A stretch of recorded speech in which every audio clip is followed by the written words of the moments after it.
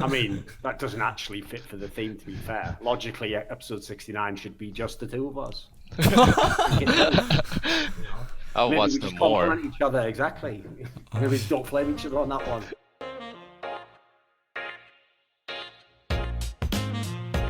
Right, this is going to be episode 61 of Listen Loco.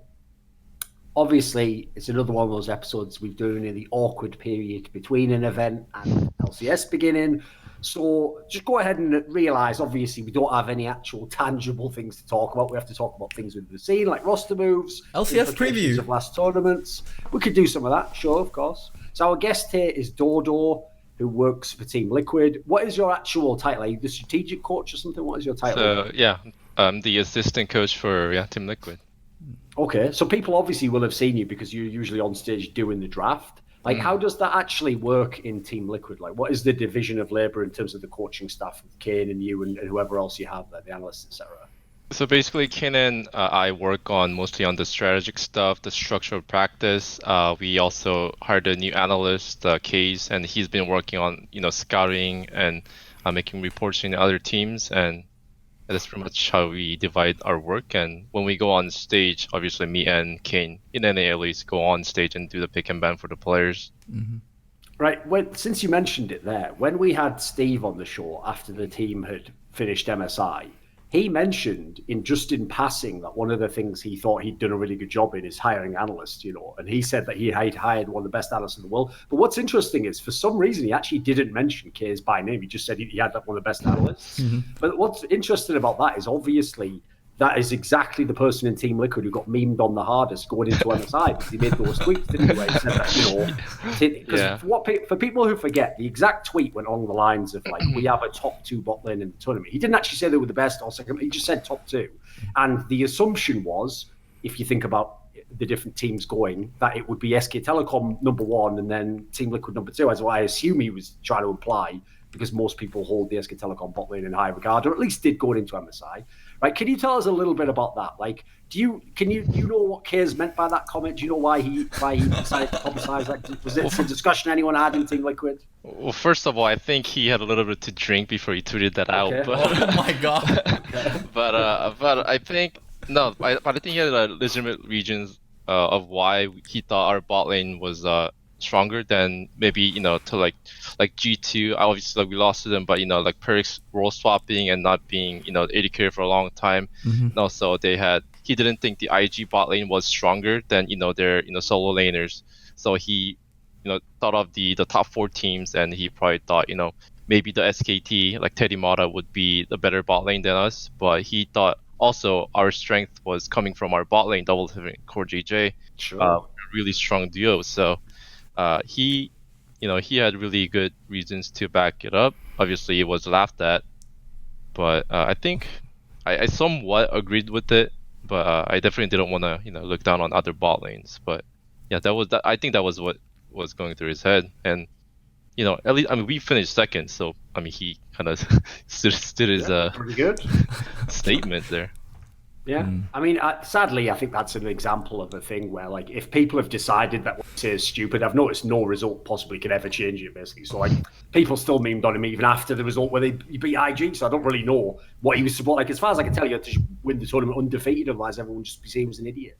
Like, beyond that specific example, as I was saying there, we don't really know much about this Case guy. We only, unfortunately, know him for that tweet. So can you give us some insight? Like for example, do you know why Steve was like raving about him so much? Because obviously every team for the last few years had analysts. Sometimes many analysts. So what can you tell us about what he's been doing in Team Steve Liquid? loves bragging. That's just it. Well, that too, and actually, I worked with like different analysts before in different teams. A lot of them actually, but Case actually. I am thoroughly like impressed. Also, our players are impressed by him because he is actually, like a hidden MVP of our IG series, because he does spend a lot of time, like more hours and hours, on trying to scout and create reports for us to study the opponents and tell us what their tendencies are, what their routes are, what they like pick and ban, whatnot. So he actually spends the most time out of any analyst I've seen to prepare for and give us the tools to actually work with. So it's actually very impressive. Well, actually, along those lines, then maybe we can jump in that a bit because I have to say, unfortunately, everyone just keeps remembering the final and forgetting the IG series. But if you watch the IG series, I would actually say one of the most impressive things that Team Liquid did was the draft. Like, it looked like in the draft, you got pretty much what you wanted in most of the games. Looks like you even actually made them quite uncomfortable because what was bizarre about the draft for me in that series was even though they looked like they were picking champions that they like for their players, it didn't actually seem like the comps worked the way they thought they were going to. Like they had a very different idea in the game of what they were going to do. So what would you tell us about that series in terms of like how you guys approached it? Because obviously no one was thinking you had any chance to win, maybe even a game, I think some people would have said. Yeah, so I think going to the IG series, what's funny was that, to talk about pick and ban, we actually did a lot of things on the fly. during stage, during the breaks, even the choice to actually go and choose a red side after game one, we thought, oh, it actually looked good on stage and the game one. So and also like picks like Vayne coming out, picks like Sever, and also picks like Skarner and Lux. We actually had no chance to practice it on scrims, and we actually just pulled it out on the fly because I think the mindset that we had on the ID series was that we're just gonna go in and we're just going to just have fun. That was actually the mindset. We were coming in as like the underdog. We had no pressure. We just wanted to just have fun and then just show what we got. And then it actually kind of reminded me of when we played Worlds last year against EDG when we were actually out of groups and we only had one game left. And then we just went into the game. Let's just play our game. Let's just have fun on stage. And in the IG series, we actually the guys played out their mind. And then they actually managed to play really well with the picks that we gave them. So, right, one thing I have to ask you about, right, and this is going to be critical, is I actually, basically, when we talked about the case statement before, I even said on this show with Loco, like, I know what he meant by that. I don't even think it's that actually egregious a statement. Like, in theory, Poor JJ was the MVP of the split and Doublelift is one of the best players in NA and he's an 80 carry main. So I even thought, it's one of those ones that sounds crazier at first than it actually is if you look at, like, who was at the tournament, etc., and what the strengths of those teams are. But one thing I have to say is after the tournament, I actually definitely wouldn't agree with that statement that like you had a top 2 bot lane because one of the things I found really underwhelming was like, where the fuck was Doublelift's champion pool in this tournament? This guy is an AD carry for like a decade or something, and he could only play like 2 champions or something. Like other people, like Perks is a brand new AD carry. He's playing Draven when he needs to. They're running the Sword of Taric if they have to. Like, where was the fucking Doublelift's champion pool here?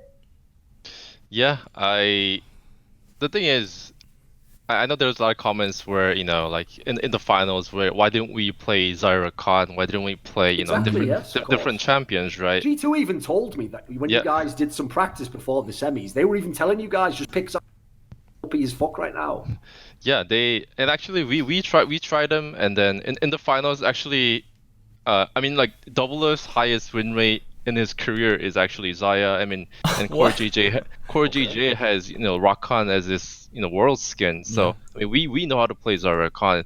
I mean, it was the only thing that I guess we made a mistake on during preparing for finals was we weren't confident playing those 2 champions into their counters, which was like the Draven Morgana thing. They actually pulled it on SKT, yes. and we actually spent a lot of time preparing for the G2 series. We actually prepared it until like 2 a.m. We had a long talk for pick and ban, and ultimately like we just go on stage deciding on what we're confident at, and then what we decided on the day before, and then we play the first game, and then we try to adjust what we want to be playing the next games. But that was pretty much the mistake that we made preparing for the G2 series. Okay. In line with that then, another question is, what is the obsession with Kai'Sa? Like in this tournament, Kai'Sa wasn't a great champion, dude. I think maybe like Jackie Glove had a good game on it at one point. Perks had an okay game. Like, that wasn't that great a pick in this tournament, even though I will say a lot of teams seem to tunnel on it, and want it in these big games. What do you think the reason was? I think it was the preference from Doublelift as well. The Kai'Sa just as a champion, he really liked playing it. was confident in playing on those champions, and also Galio was one of the strongest support with it, and one of the highest contested picks with it. So we had a really high tier on those two picks, and after that we just played our comfort champions like Tom Kench with Varus Tom Kench, and we were confident in playing in those champions, and we were experienced in playing against the champions. So I mean, for Kaisa, I think because we were really comfortable and we wanted to show what we wanted to play. I think he kind of tunneled on, and we kind of tunneled on those kind of picks. Okay. Right, Loco, why don't we just do all the MSI questions now? We'll get a few. It won't be super. Honestly, I don't care that much about MSI at the moment because we did so much episode on it. Like, I would love to do the LCS previews, like team by team by team. Also, my point on Kai'Sa has to do a lot with support. Like, I think Galio Nautilus being one of the more play support actually helped a lot with Kai'Sa pick also because of it's a lot easier to burst, and Kai'Sa works so well with Dodo champion in lane. Like, you have a lot of kill potential when you play them together. All right. Yep. Right, so we'll just go to the LCS preview. Yeah, let's go to LCS preview. Let's go to LCS. Top to What's bottom. the first team you want to talk about? Let's go top to bottom. Let's start with Team Liquid then. Yeah. Okay. Team Liquid. So what about this then? Give us some insight, Dodo. Like, what happened towards the end of the split with Team Liquid? Because people obviously saw, first of all, you lost the last few games of the split, and so, you know, the undefeated thing just went out the window. Then there was the whole situation where, even though you literally swept Echo Fox, Double said in the interview, like, you know, we were losing like 12, 13 games in a row in scrims. Like, you know, we didn't even know if we were going to win this match. And then obviously in the final, lost the first two games and then came back. And it was still a very, very narrow game 5 victory. So what happened towards the end of the split, do you think? I think towards the start of the split, I think we had a really good mindset of, you know, like trying to prove ourselves on, you know, we had two new members coming in, Jensen and Core JJ, and then we had a really good synergy, really good chemistry coming in, and we were a lot better than other teams at the start. But I think as the split was played out, I think the other teams were getting a lot better, especially like TSM and Cloud9. They were getting a lot better, and we were actually slowly getting better, or even not getting worse at least. That Vayne week. Yeah, we had like a Vayne week with some tunnels on, you know, pick and bans. We also said we were trying out a lot of new stuff. Obviously, we were trying out a lot of carries with like Impact and different champions. So I think towards the end, when we actually clinched first place, I think our mindset, I have to admit, I think we just got a little bit complacent. You know, we had really nothing to play for, right? We were obviously we wanted to try out really crazy stuff, something we wanted to try out in playoffs, and, you know, and the practice wasn't going as well as before. So, and then it kind of went into like a downward spiral where, you know, we were losing a lot. The atmosphere wasn't good, and then later on we were even talking about, you know, maybe, you know, just what Cloud9 did, just putting in the academy team in. Oof. But yeah, I think the key was just complacency. You know what's crazy, Loco, is I'll give you a great what if moment that no one's thought about now in the context of MSI. Is if they just lost that game 5, which was very possible to lose, obviously, against TSM, there would have been no MSI. And actually, the way people would now think about Team Liquid is way harsher than they do at the moment, because now everyone's thinking about the brilliant win over IG and making top 2. Like, that one game's difference, like, of such a mad fall. That's the life we live in. Yeah, people would be calling for people to be fired, and the whole playing style was wrong, and, you know, there would be insane amounts of criticism. Probably some of it from us, to be fair, because it's just the way the game goes. Right? More holes on the wall. True. Yeah, exactly. It's true. I don't know what to talk about. Well, let's talk about TL for this summer. Are you guys suffering from MSI hangover? Do you feel behind in the patches? The thing is that I've been hearing a lot of comments where, like, you know, like TL will be coming back from, you know, like a month-long trip of MSI. You know, they'll be behind in patches, and the thing is that, like, we know that, like, we know that coming into LCS. Obviously, we're only taking a really short break. We only had like 5 days coming back from Taiwan, and then the thing is, we know that that was going to be a problem. So beforehand, we prepared practice. We prepared our mindset, you know, trying to practice and be prepared for, you know, the matches against like TSM and Echo Fox the first week. So we acknowledge the problem, and we actually the scrims going right now are like fine. I think we are Scrims are always fine. Scrims are going well. Can't wait. But LCS. Loco, you failed on that one. I came up with this in the game Overwatch. I do a show with Monte Cristo, the guy who used to do Someone Inside with League of Legends, right? And we came up with a whole set of terminology for scrims because basically talking to pro players about scrims is worthless. Like one of the jokes I have is that if you went and asked every pro player how scrims are going, and then you added up the scrim records, like none of them would make 100%. Like everyone's like, here's how you know how it's going, right?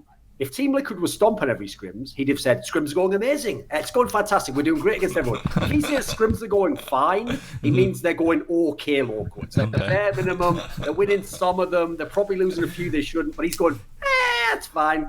Yeah, that's fine. So, like, there's my translation. He's never going to say it's shit. He's not going to be like, the scrims are terrible. It's fucking garbage. Like, we're going to lose. We're going to go, 0-6 in the first. Jensen already asked to be transferred back to Cloud9. We told him that wasn't available at the moment. Like, it's over. It's over. TL's over. I don't know why you guys have on us in the top. It's over. I don't know. What do you think, Loco? What's your take on what Team Liquid will be like in this? I do. We all know secretly you want to tell me that because fucking Griggs and TSM they're going to win the split and it's like double down and make. We'll talk about that next. We'll talk about that next. But I do think TL is going to start slow, and my kind of question for TL is, where do they even go now? Like, they went to MSI finals and they've shown, like, for bot-oriented teamfight styles, like, they are best in NA LCS, and I do think they will be better than any other team in this style.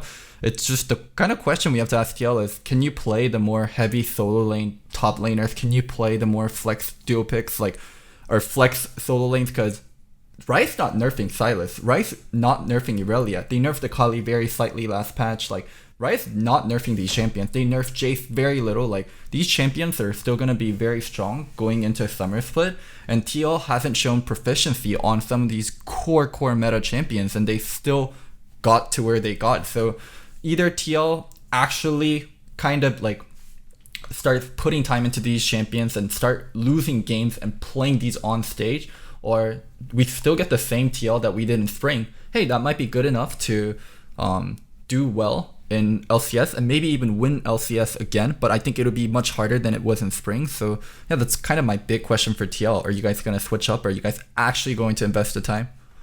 Yeah, I mean, the thing is, the biggest benefit that we actually got from MSI is, Impact, actually. Like, going into the tournament, like, everyone thought Impact was going to be the liability, not being able to play carry champions, and he's going against players like The Shy, Wonder, and all these superstars at top lane. But actually, throughout the whole tournament, like, I don't even remember him losing lane to any of these top laners, and he was actually playing a lot with the big champion pool with like Jace, Nico, Kennen, Sylas even. Yeah, Sylas. That one game.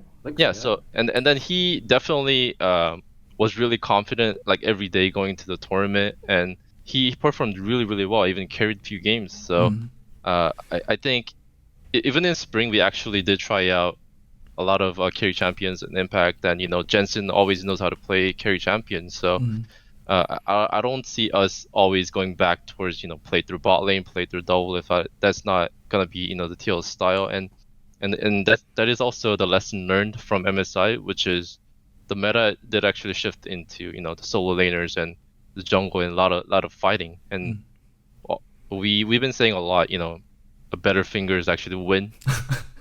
Better finger actually wins in MSI, so players been saying that, and they acknowledge that, and they've been trying to practice a lot towards that style. If you are playing that style, aren't teams like C9, TSM very scary when it comes to like top lane carries?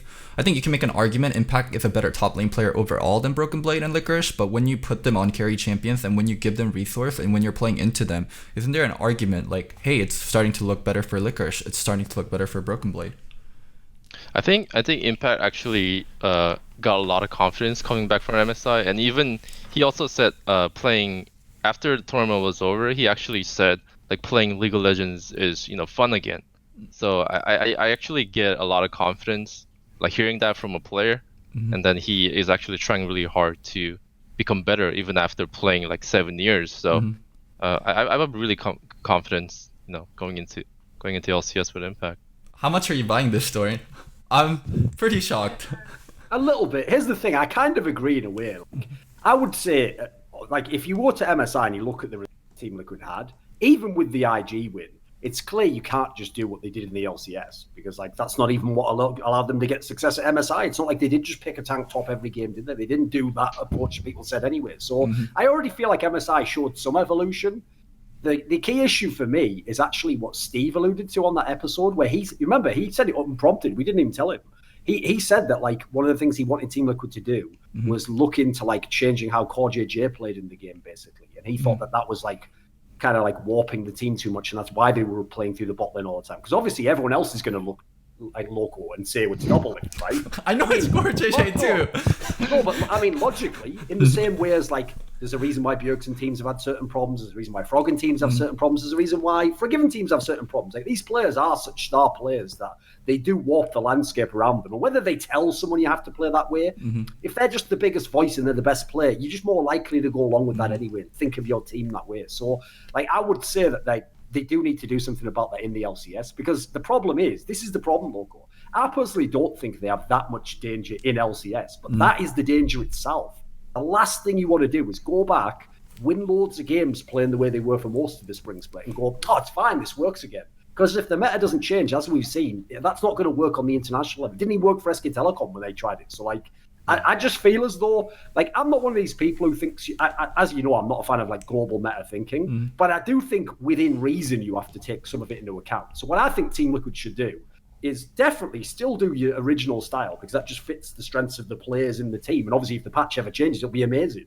But you just have to have enough on the other players. So Impact has to have some carries that he can play. So that's, first of all, still a threat in draft. Also, you can draft comps that... This is another problem I think Team Liquid ran into, is when they got so good at winning with scaling champions and in team fights, it's like the draft would just tell you that was how they were going to play. You were looking at the draft like, oh, see how this game's going to go. Now, the problem is, in LCS, props to them, they still held up against TSM, Cloud9, etc., and won the games they needed to. But the problem is, as you saw internationally, just think about MSI. Game 3 of the final would be an obvious example. If you telegraph to the other team, by the way, I've given up completely any idea of skirmishing early, and I'm just going to scale for late, and they're a team that's super good early, they're just going to go, set the alarm for 10 minutes, that's when I'm going to be in that booty hole, and let's go. It's like, they're not going to wait, are they? They're not going to sit around letting you, like, oh, what are they trying to do in this match? This is so hard to figure out. So the problem is, to me, it's just a bit too telegraphed in that sense. You have to like leave some room. It's like in basketball, right? There's a concept in basketball, which is when a player gets really old and he doesn't have any speed left and any lift, the way you can always tell Loco is nobody goes on any of their pump fakes. They just sit back and put their hand over them like that, and it becomes impossible to shoot. Because the point is, even if you're primarily a shooter, you have to like make the person respect the fact that you would drive around them if they jump up, so that they have to like think, oh, which is he going to do? So even if in the end you want to shoot the shot, you have to like a couple of times go past them to make them actually respect you properly. And so it's the same in League, I think. Like any team that makes it way too obvious they're going to play one style, you'll get other teams. It's like the StarCraft concept. People will just snipe you. They'll just set everything up to beat that one type of comp you're picking, the one way you're playing, whatever the pivot point is. Say Jumpler is the person who keys it all off. As Team Liquid saw against IG, they'll focus in on that. So the real problem for me, I think this is exactly the same, by the way, back in Korea with what SK Telecom should do. You look at the teams on paper, these teams have so many good players. They definitely could go a little bit outside of their comfort zone and be successful. So that's all they need to do, in my opinion, is don't be so one-dimensional. Just my opinion. Yeah, I mean, that's also what I meant by, you know, like, I'm not saying like we're gonna drop the, you know, the play through bottom, play through double list style, right? Because we already know how to play that kind of style. So we are also adapting and being more flexible in our style. So, like you said, we could, you know, throw like different curveballs to the teams that we're gonna be playing on, and that's what we are preparing for, you know, going into the next international tournament. Oh, and there's one other angle on that as well, Loco, which is I even made this point before MSI as a reason why. Right, you might remember this. I even made as a reason as to why you could have faith Team Liquid might do better than people thought. Remember, one of the reasons I told you is just because they were like 13-0, everyone did that thing where they acted like, oh, they've got like the super team and all that. But it's like if you actually went back and looked when they were 13-0, some of the players weren't even having like the best split of their career. So like the obvious one to me was Jensen. Jensen was chilling. Team Liquid was like undefeated. Yeah, he just literally looked like he was on vacation, just like, oh, you know what? It's really hard playing Jensen League of Legends. Poor belt at League of Legends, on the other hand, yeah, it's pretty cool actually. It's pretty chill, you know. I've got a straw hat on. I'm drinking a pina colada. Is Sublift ready to close the game out? Not right. Well, 10 more minutes of laning. This is great. I'm fucking loving this. Like, but as you saw, the same trend played out when he goes into international competition. He does go up a level. I don't know what it is. It's the opponents, because tell you what, coming into MSI, if you'd have told based on the splits, like, oh, fucking Jensen will stand up to Rookie in a full best of 5 series, people had laughed in your face. But he clearly is a talented player, and you saw in that tournament when he had big games, that was when Team Liquid looked at some of their best. So when he was having like games on Silas or whatever it might be, if he's just going to be back on fucking Lysandra every game, yeah, I'm not that hyped to watch him play. Believe it or not, I don't want to see anyone play on Lysandra. Yeah, there was actually a comment that Jensen made after we beat G2 on the group stages. I'm not gonna say because it's too rude, but like he actually did mention like somewhat of like when Caps actually said back to Lysandra thing. He made a comment. Obviously, never made through mic check, but he's aware. And then when we give tools to Jensen, he pops the fuck off actually. So we are aware of that. And then he is actually insane stage player. Like his focus level is way up there, and he knows how to like use his tools. Final question before we move on to other teams. Do you think the gap between TL and TSM C9 is closer or further between like last spring and this summer?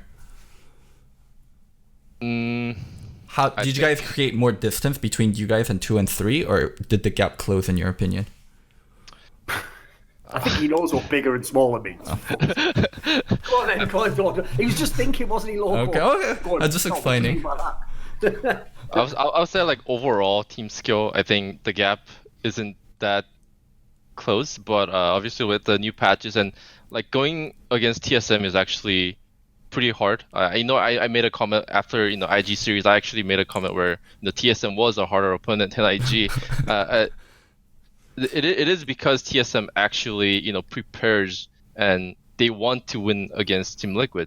Like they prepare a lot. They draft and they they make the draft really hard for us actually. TSM they make it the most difficult out of any other teams I prepared for. And yeah, I think they've been practicing for 3-4 weeks just to try to beat us in the first week of LCS. So I think it's not gonna be easy, definitely. And I think obviously like Cloud9 has been always strong. I think so. I think the gap's not too big, but I think it is closing up. So we need to be preparing for that. I'll explain this when we talk about TSM and C9, but I think the gap between TL and the other two contender teams actually got closer, not further, even with your MSI performance. What I love about Loco is, right, he is nothing if not predictable. You just know coming in, it's like I bet he wakes up in the morning, turns over, the joke here would be he has a significant offer, he turns over and he goes, "Hey honey, I found a new reason TSM's brilliant today." And then they're like, "Fuck you know, can I get some coffee and cigarettes? I don't know if I can handle this, Loco. Like, give me a break." Come on then, let's do it. Right. Even though we could go to Cloud9. Oh, do you have a point, Dodo? No. I'm ready for Loco's point. Yeah, let's go to the TSM one. Let's make your grind. We'll give you all the time you need to set it up. Dude, TSM this split is gonna look much, much better. I think before there was like Bjergsen truly did not understand what junglers needed and like what junglers needed to kind of get out of laner. And I think Acadian the split with Acadian did a lot of good for Bjergsen. Like, listen, everyone out there, I need the services of someone good with Photoshop. Okay, this is what you do. There was a classic movie, I think it was in the 2000s, it might even have been like year 2000 something. It was called What Women Want, and it had Mel Gibson in it, right? And the premise of it, they actually did a spiritual sequel now called What Men Want, which is a similar thing, where basically in the movie, like Mel Gibson's like, a classic like chauvinist male who, thinks he knows best, he's powerful, he's got a great job and stuff. And what happens in the movie is he suddenly gets this bizarre ability where he can like telepathically hear what women are thinking in their minds. And then the joke is, even though, he could use that to just like get all the hot women or whatever, what he actually does is he learns obviously to empathize with them more, and he kind of sees where they're coming from, helps his daughter and his fucking wife or whatever, and he becomes a great guy, which, I mean, that part's not plausible at all. Like I said, you just fuck all the hot women. But anyway, putting that whole part aside, I definitely wouldn't.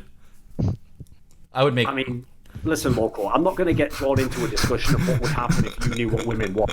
So that's like some fucking Game of Thrones season 8 script writing level shit where I can't even get into that. So anyway, the point I was going to make was I want someone out there Photoshop that movie cover, but put Bjergsen on there and put what junglers want. It's like, imagine if you could hear what the jungler was thinking.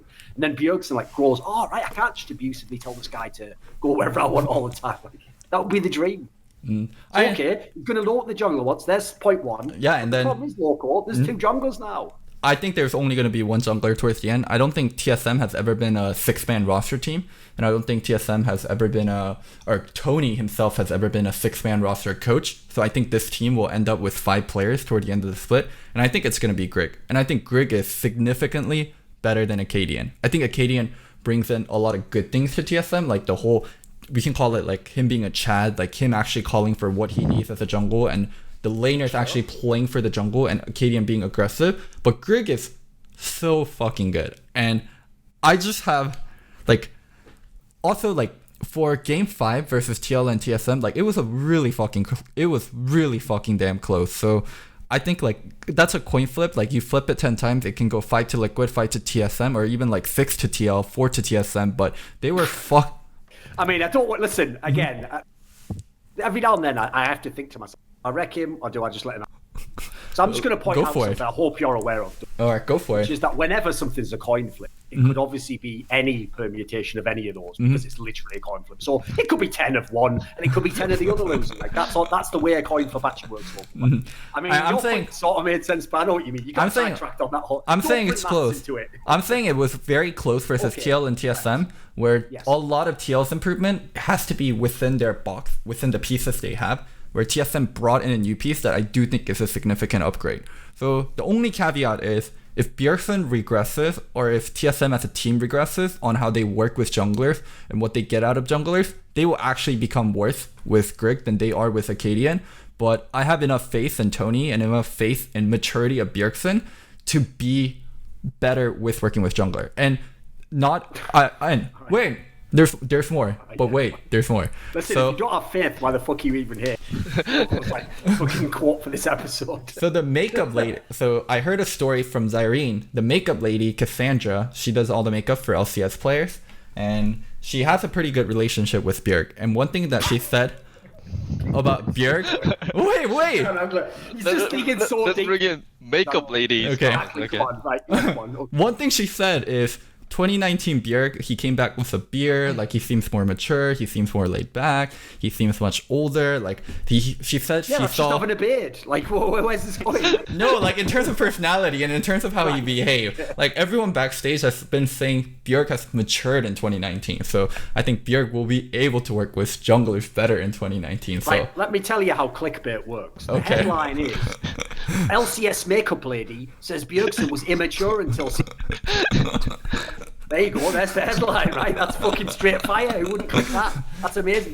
By the way, there's obviously the fucking screenshot as well, the thumbnail for this episode. Like, makeup lady on Bjergsen's immaturity? So anyway. You don't think TSM will be better? Duncan, I'll give my thoughts in a second. Okay. But I want to ask Dodo something. Right, in your career, what were the other teams that you worked with in LCS? Immortals for 2 years, and also I was a player for Team 8 in 2015. Okay. Right. Grig was never in any of your teams, right? No. Right, so in theory, you're unbiased, right? As a neutral third party, I mean, obviously you're in a rival team, but taking that out of the equation. But you don't have any history with Grig, itself. What do you actually think of Grig as a jungler?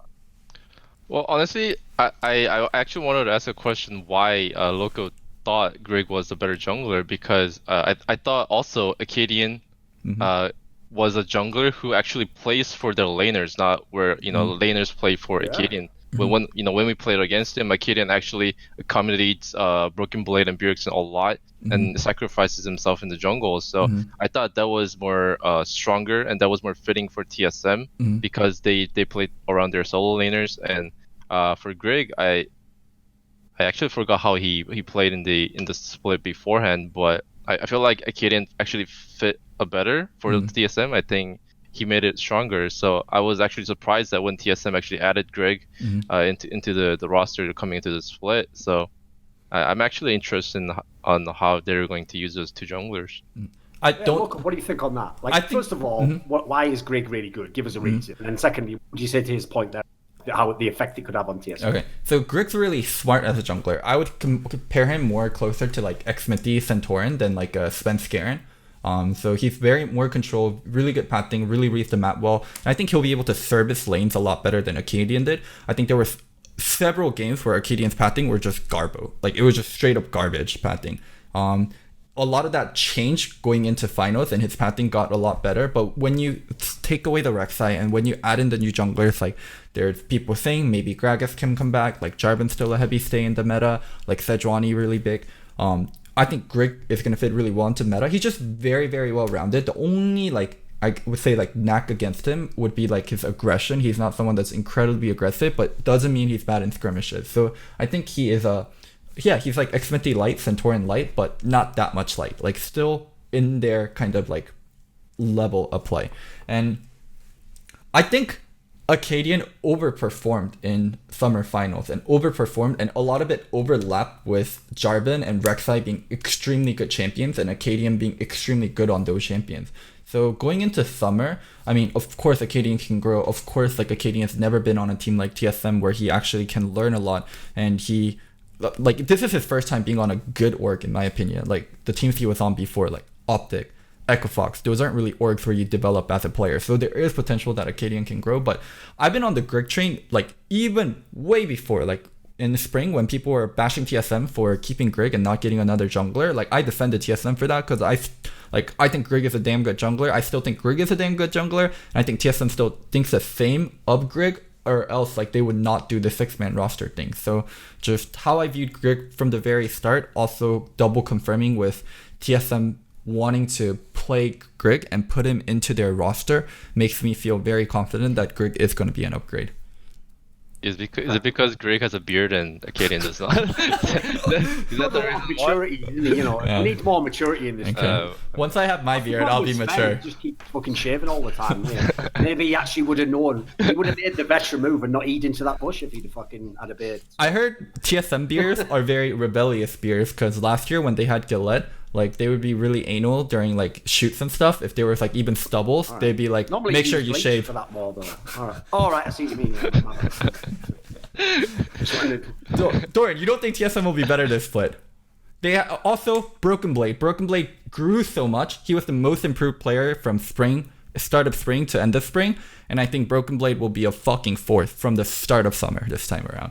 The problem I have is that I always try to take as many factors at once and hold them in my mind while I'm making a decision. So it's all well and good, everyone is a TSM fan going, we were 2-0 up in the final and we could have won game 5. And if you're going to say all that, you must then make the next sentence. The C9. But of course, we almost lost 2-0 to 3-0 to 3-9, and we're also in a game 5 there. Like, you have to balance both, because, you know, you're looking at as big a data size as you can to see what teams really like. So to me, it's not that there's one TSM or the other. Those are two different sides of TSM. They almost did get completely rocked by C9. They almost swept the final. These both exist. So the point is, which one's going to turn up each day? Well, if you look at the way the whole split went, they reasonably were about where they finished at the end of the split. They were about the third best team. On paper, I still think Cloud9's a slightly better team, because I think they have better players and a better well-rounded squad. Team Liquid, again, I think has slightly better players, and actually, they didn't actually have as many playing styles, but their playing style worked like a motherfucker in the LCS. So for me, I think it's actually logical that TSM was the third best team. So the question for me is, obviously, will they go to second or first?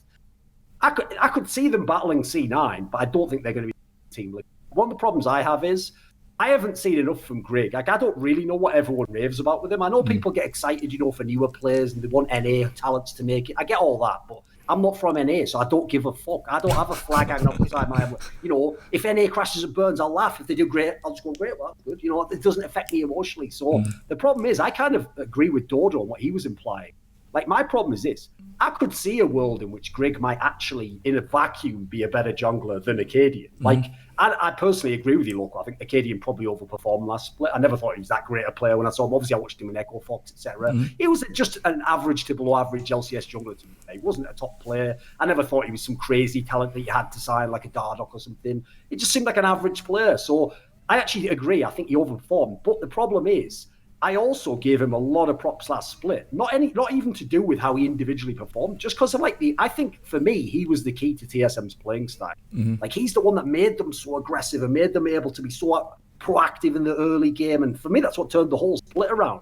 So I would even agree, even if he definitely died a lot in games, he definitely had a very small champion pool. There's plenty of things you could criticize.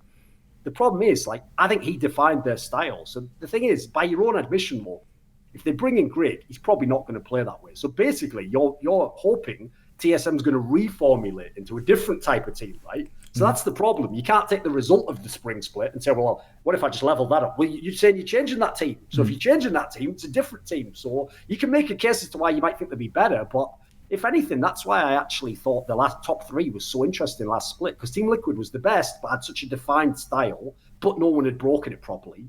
Cloud9, in theory, looked like they could do anything, but also had the traditional curse of teams that can do anything, which is, well, what do you do then? There's no obvious solution, is there? So you end up with shit like what they drafted in Game 5 against TSM. Fucking hell, why are you doing that? Are you trying to throw the game? But obviously they thought they were smarter than everyone else. It was in that case, it was like a minus 200 IQ move, but he thought it was a 200. Didn't he? We thought he'd outdrafted everyone, and he had, including himself. So and then the third team obviously was TSM, who, they had to play a little bit more aggressively to have a chance, but they looked fucking awesome if they did, because it was so exciting. Or I still generally think all three top teams are quite similar. I know what you mean. If they choose to go with Grig, it will transform the team. But I don't know if that's actually such a great thing at the moment. Mm-hmm. I actually think if you look at MSI, you want to play solo laners. Unless meta's changed, if you probably want to go even more like TSM in spring for my money. Can I cash in some scrim bucks? I heard they were doing well in scrims with Grig. Against two. Okay. I didn't hear who, but I heard the LCS teams though. Yeah, against LCS teams. I heard they were doing better with Grig than Acadian. And were they a good scrim team like before? Honestly, I don't know. I didn't ask them who they scrim, but I heard they were doing better with Grig than Acadian. So I would like to cash in some scrim bucks. Thanks for telling us. Right, let me just check. I'll just calculate the current exchange rate. Yep, the exchange rate is there still with us. So you keep the scrim bucks. Okay. So turns out don't count, do they? I mean, just last Team Liquid, they were losing like 13 scrims. It doesn't matter, does it? Duncan, stay close to the mic, by the way. You cut out time to time. What do you think on that topic, Dodo? Like, do you put any, how do you evaluate a scrim beyond, whatever you were practicing for specifically? Do you think, for example, it is important to win, a certain percentage of scrims to have morale or whatever? What's your take on that whole topic? Well, in my personal opinion, win rates don't matter at all. But for the atmosphere, players always say, scrim wins don't matter, loses improve, whatnot. But whenever they lose, they get tilted, and they actually get tilted as fuck, really. I mean, Mickey once got tilted out of the entire region. He got tilted to another. He must have got tilted by the tectonic plates of the Earth or to another continent. Do you know who tilted him? Bjergsen. Okay, but I think winning scrims is important, but as long as they know why they're scrimming and what they're practicing for the day, I think that's more important. But obviously, players, they have different moods on different days. So I think winning is important, but overall, I don't think win rates don't really matter. Sure. Anyway, whatever. It's still worth pointing out. People will be interested to know. Give them some hype. And if there's nothing I enjoy more, it's in giving false hope to TSM fans. So, yeah, the pub is great. You know what? I've heard Bjergsen's beard's even longer, so with that long experience... More maturity. It'll be even better at shot calling, won't he? So, no problem. All right, let's go to the next team. Set us up for Cloud9. Cloud9. So there we go. Uh-huh. Dodo, when you saw the playoff draw last split, because obviously you guys picked Echo Fox, so you knew it was Cloud9 against TSM, did you think you were playing C9 in the final? We actually thought we were gonna play C9 in the finals, like last summer. I just and I do think Cloud9 could have won against TSM in that series, because they were pretty dominant the first two games, and in the third, fourth game, we actually knew exactly what Reaper was going to try to pick and draft, because obviously we scrimmed them going into those semifinals. But I think I respect Reaper a lot for trying those picks actually on stage. But obviously, like you say, those are negative 200 IQ plays where he actually outplays himself. But I still think actually like agreed with you on Cloud9 being a little bit better than TSM even in going into the summer, because I think Cloud9 just overall has a better strategy, better lot of cards going to like these games. So I just put Cloud9 a bit higher than TSM. Okay, I'll take this one, Loco. You can go through this okay. one.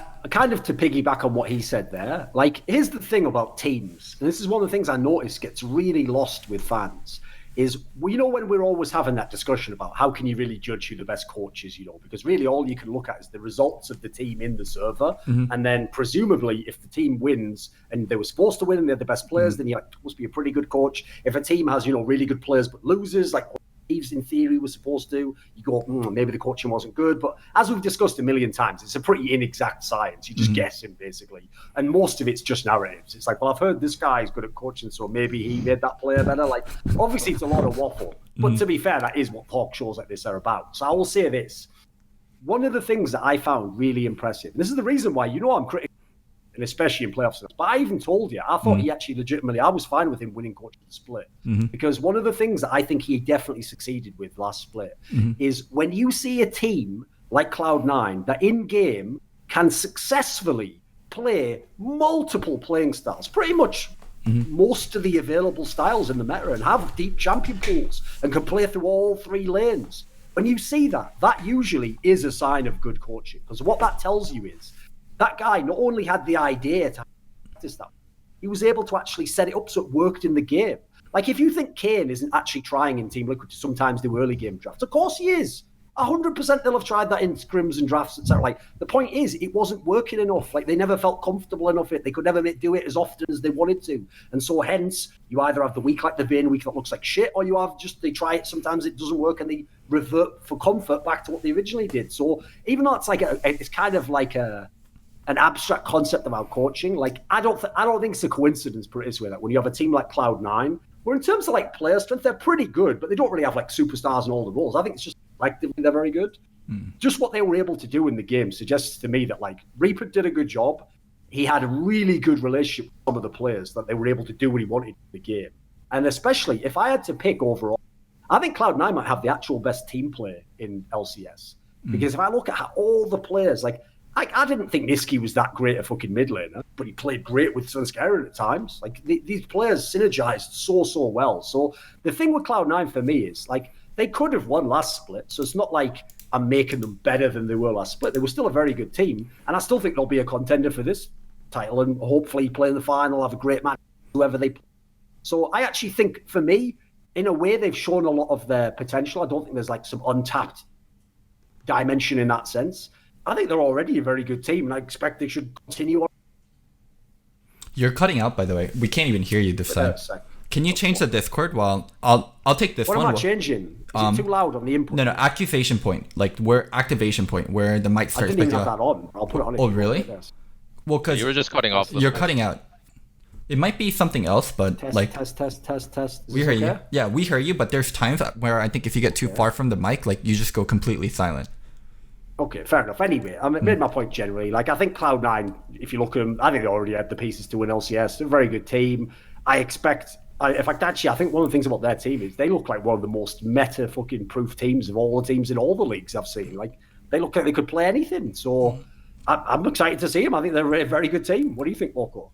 I think they also are going to have a lot of room to grow, and I think it's going to come from mid lane. I think Niski played very Pobelter-esque last split, where he was great in teamfight and he roamed a lot, but I want Niski to also be a carry threat. There's a meme about Sneaky in lane, and there is some truth into it. Like, Sneaky is not the greatest in lane, and I want Cloud9 to be a solo lane-focused team with Niski and Licorice. Like, they could have two of the strongest and the two of the most scariest solo laners if they actually got to build it up enough alongside, like, TSM and TL. But, yeah, like, I really want to see growth from Niski, and I think that's going to be core in terms of Cloud9 being good next split. I actually think Niski was 4th best mid. I gave it a lot of thought. I think he was behind Froggen. If you consider overall performance and what they had to do, I think he might have been brought behind Froggen, so it goes something like Jensen, Bjerg, Frog and Niski, and I really want him to. I really want to see Niski jump up. No, surely Bjergsen would be number one. Okay, you're right. You're right. Holy shit. Even I'll give you that one. You look like an MVP. Wow, I said Jensen because I didn't want to get into an argument while I was really thinking Bjerg. Thank you for catching it. Yeah, you pussied out. We understand. I'm here to be like, no, be a man. Have a backbone. See who you actually believe. Bjergsen's better than Kassenbeck. Anyways, yeah, if Niski grows and if Niski can be a carry threat, it's gonna give TSM a really, or not TSM, C9 a really good identity and and a lot of room to grow and a lot of flexibility. And also, along with TSM, I think they kind of like choked up in their best of 5 series. Like, there has to be some internal explosion, and the draft was Garbo. Like, that Orm pick game 5 was Garbo. So I expect C9 to have a really good, where I felt like TL clutched it in playoffs last split. Like, C9 and TSM kind of they failed. Like, what's the right term for it? Like, they choked. Where TL clutched, TSM and C9 choked. So this time in playoffs and this time in regular season, I expect them to be better. I mean, in regular season, I think it'll be very easily like these top 3 teams finishing top 3 again. Maybe it'll get a little bit mixed because TL slumping a little bit at the start because of MSI. Maybe TSM or C9 comes out really strong. C9 bootcamped in Korea. But at the end of the season, it's going to be those teams in top 3, and it's really going to come down to playoffs and how they play. I just do not see this top 3 breaking. I think the only team with the potential to break this top 3 is Golden Guardians, and I think they're going to have a hard time. So yeah, I'm really solid on the top 3, and I think it'll be a lot closer. Yeah, and also to add to the point of why I thought Cloud9 was a bit stronger was because, like Thorin said, they know how to play, all the styles, right? And this is also the reason why we thought, even going into MSI, like even before MSI started, when we watched G2 play in LEC, we thought, oh, holy crap, they could play anything. Like, they could play, mages bottom because of perks. They could play like anything. Like, solo laners are strong. So going into MSI, G2 was like the hardest team to actually prep for, like pickman wise or like strategy wise. So I think Cloud9 actually is a little bit similar to G2, where they could play anything and they could just pull out anything out of their pockets. Mm. Oh, by the way, did I say earlier that you played Echo Fox? You played FlyQuest, right? I think I just said that earlier for something. Yeah, we played FlyQuest. I just remember that now. Anyway, so we'll just go in order, like you said, Loco. So let's go to FlyQuest next then. Because obviously this is a team where I've said this many times, because I actually think you should only judge teams based on like their resources and the expectation for the team, basically. So for me, FlyQuest is a team that I think, if I had to give them a mark, I'd give them an A+. They did a fucking great job. Look at the players they had. Look at some of the rookies they had. Look at even the established pieces they had, pieces that other teams didn't want in certain cases. And if you look, finishing 4th, as they did there, like, sure, there's a world in which they could also have lost and finished 56, but, they finished 4th overall, finished 4th in the actual league. I think that's about the best you could expect from them. I think if to do better than that would be a massive overperformance. For me, I thought they were actually, in the context of who their team is and the players they had, they did a very, very good job building that team. I would assume coaching that team, the players in the team playing. And there was a few areas I think you probably could have maybe changed things. Like, obviously, someone like Jay wasn't super awesome. That's one of the players that they've obviously made like a potential move in favor of. So come on, Loco, start us off on this one. What do you think of FlyQuest in this split? Oh my god, I want to start by saying I love Nick Fan. He's a very good friend of mine, and I am sorry for ranking FlyQuest lowly last split, but I also don't think they're going to do as well as they did last split compared to for Summer Split, because they started out really strong and they had a very good head start on all the other teams, and they're a team that kind of figured out their playstyle like from the get-go. We are going to be a team fighting team. And also there's no one on FlyQuest really causing problems, and they really didn't have like things to figure out. So they were good from the start. I don't think they're going to have that same kind of head start. And also they made either lateral or slight upgrades, slight downgrades in the offseason with Wadid coming in, and where other teams are going to grow a lot. Like, who's really growing on FlyQuest? Like, Viper is like the only person you can really point out and be like, this player is growing. Like, their core of Pobelter, Wild Turtle, and Centauran are going to be good as they were going to be. And I feel like TL made jumps, TSM is going to make jumps, C9 is going to make jumps, where FlyQuest not going to benefit from the head start, and they're going to have a slight downturn. So I actually expect them to get drop down at least one in standing, with Golden Guardians taking their 4th spot. So that's kind of my viewpoint on FlyQuest. Really great job last split.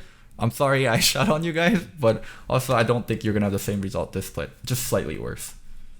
What do you think, Dodo? I think FlyQuest is still gonna be the fourth best team in LCS. I think they actually did make a pretty good upgrade on bringing in Wadid and just making sure like their core members are just staying, and like you said, Vipers is still growing. I mean, it was his first split, and he actually played pretty well. And watching him actually from like TLA going into FlyQuest, I think he actually definitely grew as a player. And I think going into the summer split, I think that they're definitely going to be a solid team. So I obviously I'm not going to say like they're going to be better than the top 3 teams, but I think they are out of the 6 teams that's left. I think they are one of the strongest teams and solid team. I don't see I can't point out any critical weaknesses on their team.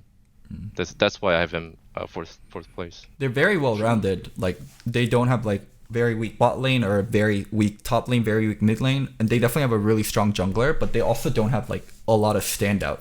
I think their standout is Centauran, and when your Centauran is your standout, you'll be very structured as a team. You'll be very good in team fights. Like your early game will be good, your floor will be very high, but your ceiling won't be incredibly high. Your ceiling being high comes from your mid laner popping off, from your AD carry, from your top lane popping off.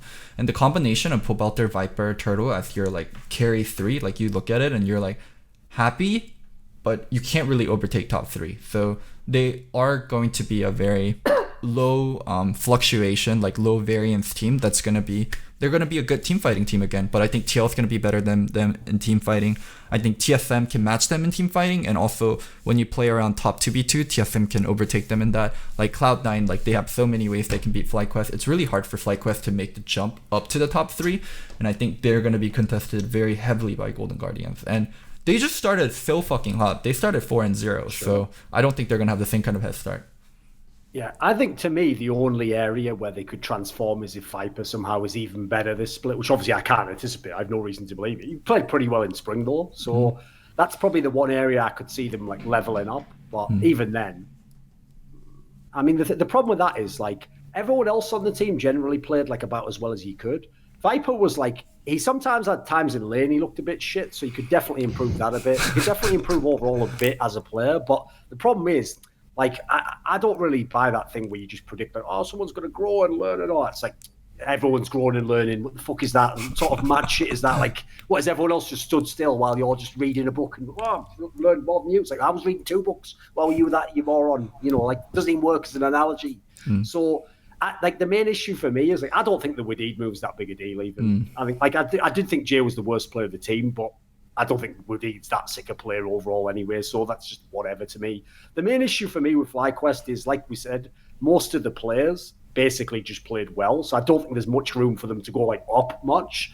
Like you're saying, look, I'd agree with you. If another team gets better, Golden Guardians perhaps, if a few other teams have made player changes and have good players, obviously someone could overtake them, but put it this way, I would expect them to still be a playoff team. Yeah, for sure. It's just I don't think they'll be fourth this time.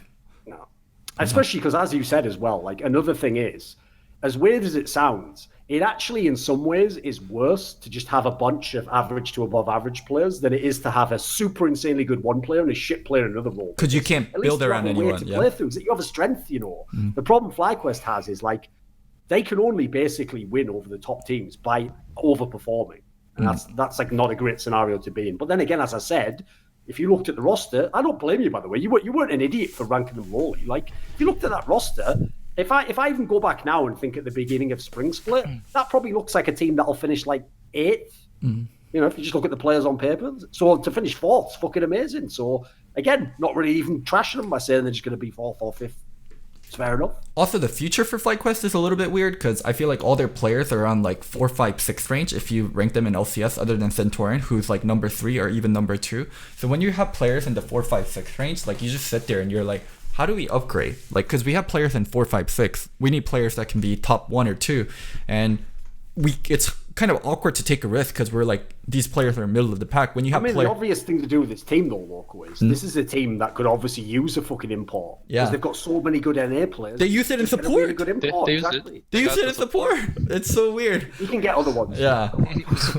I think mid is like an obvious one, but that's always like the kind of question you have with Pobelter. I'm completely fine having Pobelter, but I also want more. Like, it's great, but you want more. That's why the Viper one's interesting to me. Because put it this way, if Viper just has like an average or okay split, maybe that's what you do then. You look to get some super EU top laner who's really good or something like that. And that's the move you make, because like you either want to know he's really good and then build around him, if anything, make him the future of FlyQuest, or if he's just going to be an okay player, then upgrade and someone else can take that gamble. You don't have to keep gambling on them just because they have potential. Because I always say that, right? It's not about in fact, think about this if you're a TSM fan as well. It's not about whether the player will one day be good, because there's plenty of players that in a year and a half might be way better. It's whether they will be good in your team. Because like, as everyone who's had fucking Dardock in their teams knows, it's no good having the player who's going to be really, really good one day 2 years before then. That's the nightmare scenario. That's both me and Dodo. We had Dardock, Immortals, and TL. So the problem is, you keep thinking to yourself, but I don't want to kick him because I know one day he's going to be so good. But that can be a trap, That is a trap if it doesn't work, obviously. What do you think, Dodo, on this topic? Yeah, I think it's true because you never know if you're gonna keep the player or not at the end of the season or even like next year. So, but I think it really differs from like what the organization's goals for the split is. Obviously, like Team Liquid, we want to like fucking win. Like we want to like steal everything he can to make this the best team in the LCS in the league. So he actually spent all the resources trying to get all the players in the best in their position. So obviously, some different teams have different goals in their season. So I think for FlyQuest, I think they're trying to see and maybe go with a Viper and try to grow him as a local talent, and maybe go for like next year, go for different imports in the different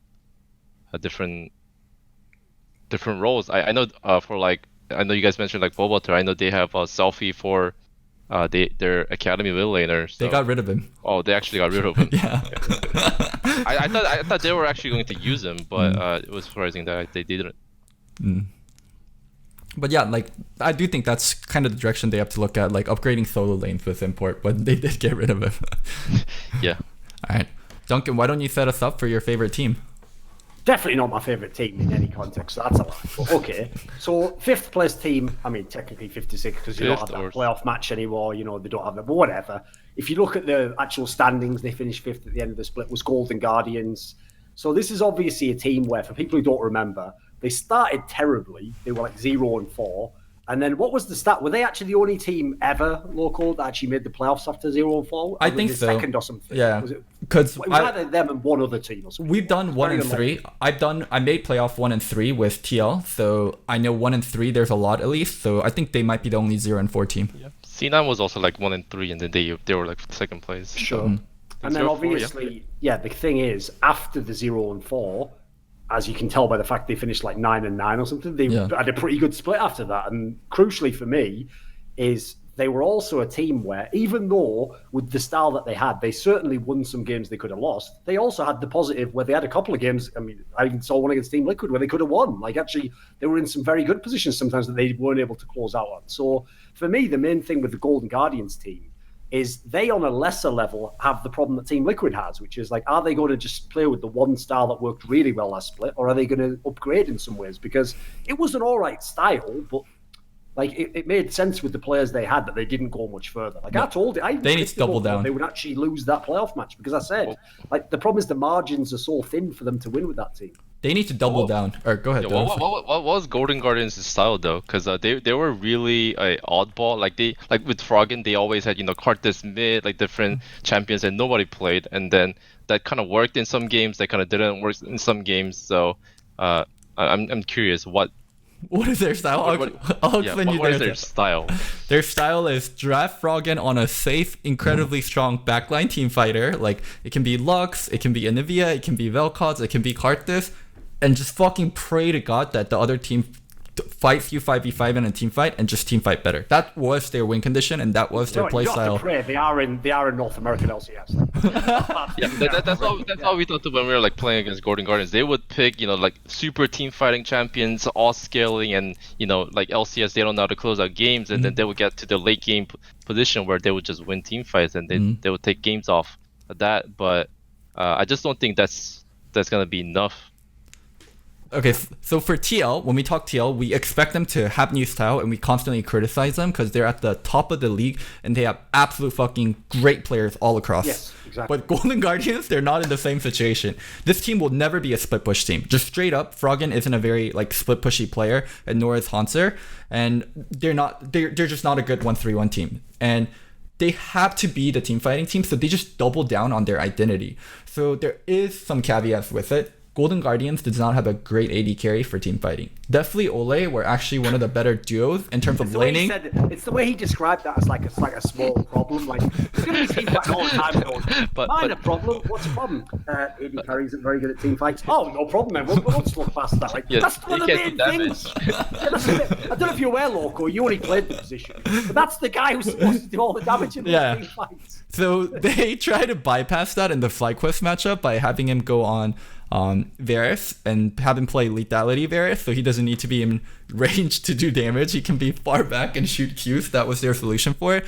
And FlyQuest caught up and they started first picking Varus, and they actually had no solution.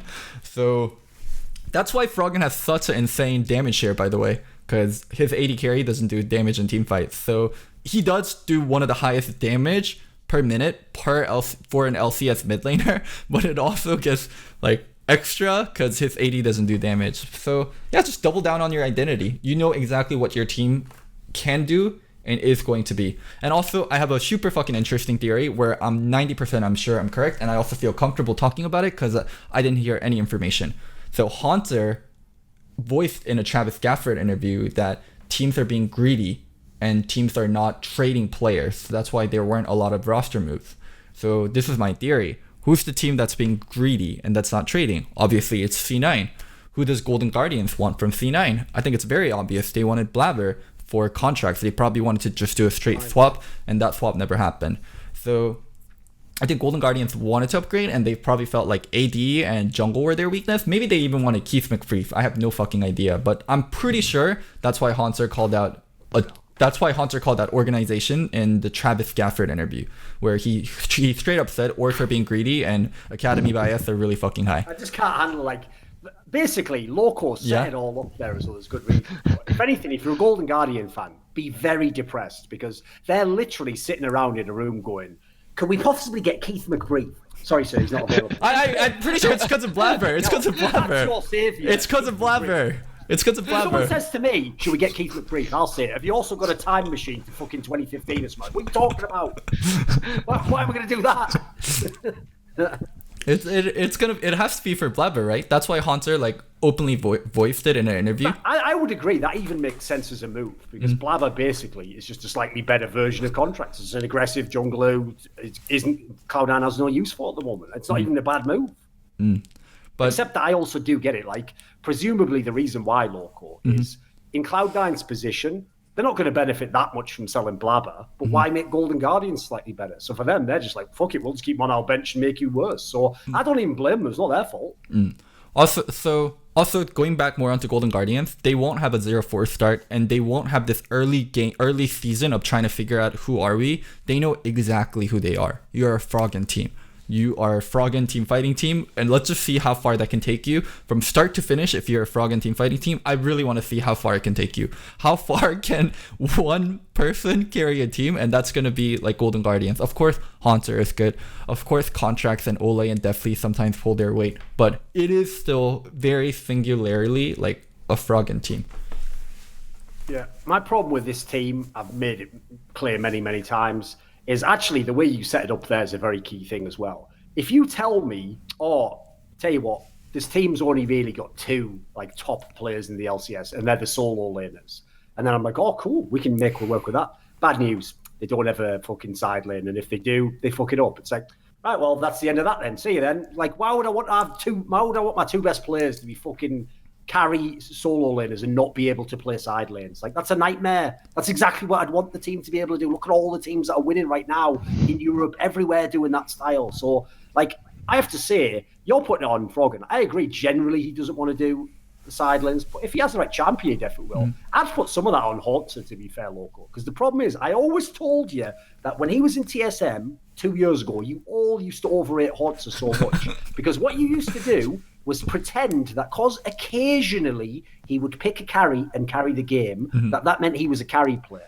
Right? He's a carry player in a very specific context. There has to be certain champions. And actually, his best performances in his career probably were when he was just a bruiser player or a tank player, and then the AD in the mid carry. That was just when he was at his best. So the problem is, in Golden Guardians, he can't do that because at the moment, definitely just isn't the right player to even make sense to make the team that way. So you have to accept whatever you can get from Haunter. And within the context of his limitations, I think he did a pretty good job in the spring split. So mid and top are pretty good. The problem is, and this is the killer, they stylistically don't fit the rest of the team. That's the problem right there. Like, Contract's already is an aggressive player. Like, he could, if they had the right team for it, Loco, he could have gotten the same props I gave to Arcadian earlier. Like, okay, maybe sometimes you had bad individual games, but you played aggressive. That allowed the team to play like an aggressive style. We were more proactive. Like, but the problem is, in his team, the fact that he's aggressive just basically makes him look like he's inting, because the rest of them are just sat in lanes and he's just fucking going off and getting killed or getting caught in the fog of war or whatever. So I actually think what's sad is this team makes Contract look worse than I actually think he is as a player. I think if you put him with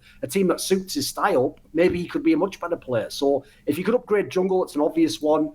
The problem I have is the player I really can't figure out is Ole, because I've seen him be so good. I mean, you know him obviously from the Immortals days, but there clearly were times where he also looked pretty bad in this team. So, like, I already know definitely he's got his issues. I don't know if he's ever going to develop, but what do you think on this, Dodo? What would you tell us about Ole? What type of a player is he? Well, I think he's a player that thrives when he works with rookie AD carries. Definitely when he played with Cody Sun, I think he definitely played really well coming into like Immortals. But when it came to like Team Liquid and he started working with Double F, who is, you know, pretty much like the big boys, like he wants to control his support. Obviously, you know Loco. But I think Ole just needs to, you know, have, you know, his own voice on the team, and then actually control like his rookie, his AD carry. So I thought like going into Golden Guardians that he would work really well with definitely. I think, and I also think like he played better because he wasn't as mentally exhausted in Golden Guardians. So I think he is generally a good player, and I think in Immortals his strength was actually playing champions like Bard, Alistar, and actually like Mechanical, and just going in without. Actually, when he was in Immortals, a lot of the comms weren't really there. Like he would just go in, and the Immortals players would just follow him up without knowing that he was actually going in. So it was like he would actually do things that no one would expect. But in Team Liquid, he was kind of like a little bit restricted. And in Golden Guardians, I think he became, you know, like a little bit of both, which is not so great, right? Like he's like right in the middle. So I think if he, you know, goes back to his style where like he actually wants to like, control the game, then he could be good. But I think for now, I think he like you said, like Golden Guardians, you say it's a frogging team, like it's a one style team. So I don't know if they're willing to change up how different they want to be playing. But if the Golden Guardians actually keeps on, I know you said like from the start Golden Guardians is gonna go as, you know, we are the frogging team, we're the team fighting team, but other teams know that as well, you know, like, and they're gonna be prepared, so it's not gonna be as easy. Sure, but that's the problem though, is it's not going to be as easy. But there's the reason why a team like Golden Guardians can absolutely survive in LCS still is because it doesn't matter that you know the team wants to have late game team fights. In LCS, for some reason, teams refuse to play it. Like, I used to tell people this. I used to say this to Monty back in the day privately so many times. Like we would watch like LCK or OGN as it was called back then. We would watch the best Korean games, and then because we had to do the show, we would go and watch LCS. And I would always say to Monty, like, "Am I missing something here? Like, we're watching the game, we're looking at the two teams' comps. We know that Team A has a worse team fighting comp, but they insist on being drawn into team fights at the Baron when they don't even need to have a fight. Like, why do they do that?" And he would just literally tell me, like, "Oh no, that's absolutely wrong. Like, they just don't know what they're doing." And I'll be like, "But they're the best teams in the region." He'd be like, "That's just the way it is." So, like, and nothing has changed. What do you think, Dodo? Why can LCS not break this? I mean, the weird thing about it is, think about how many European imports are in like some of the solo lanes, right? In Europe, it's the most famous style is to split push, is to play the 1-3-1 out, and that's like a style that obviously it's basically Europe's main approach to League of Legends. So why does it not work in LCS? Or why did teams not able to make it work on stage at least?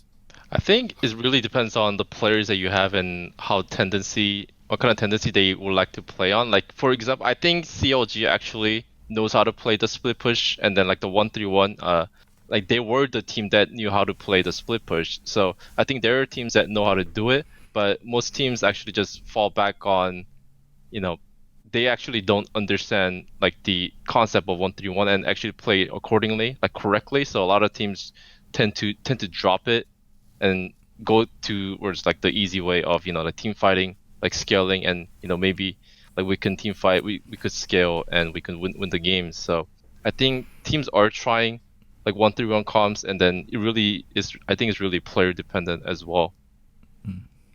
Also, Doran, Golden Guardians picked up 2 of your favorite players for Academy. Well, my joke would be this, right? Is if things go really badly, just call up Darshan and have him play Yasuo bot. There we go. There's a new start right there, boys. I've just invented it. So you need that move. Who was the other one they got as well? Huhi support.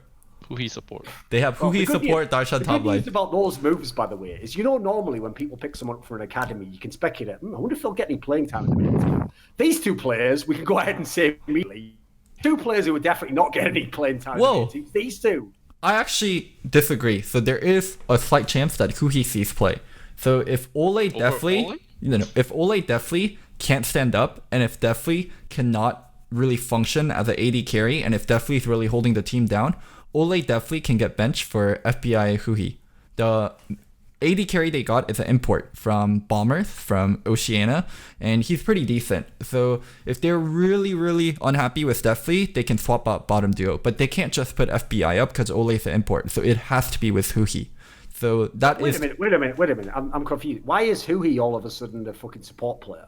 He looked for all 3 roles. He said, I can play mid, jungle, or support. And then he landed support for Golden Guardians. I mean, first thing I'd have said is if he went, I can play mid, jungle, or support, I'd have had that fucking scream with that guy with the hat on, like, doubt.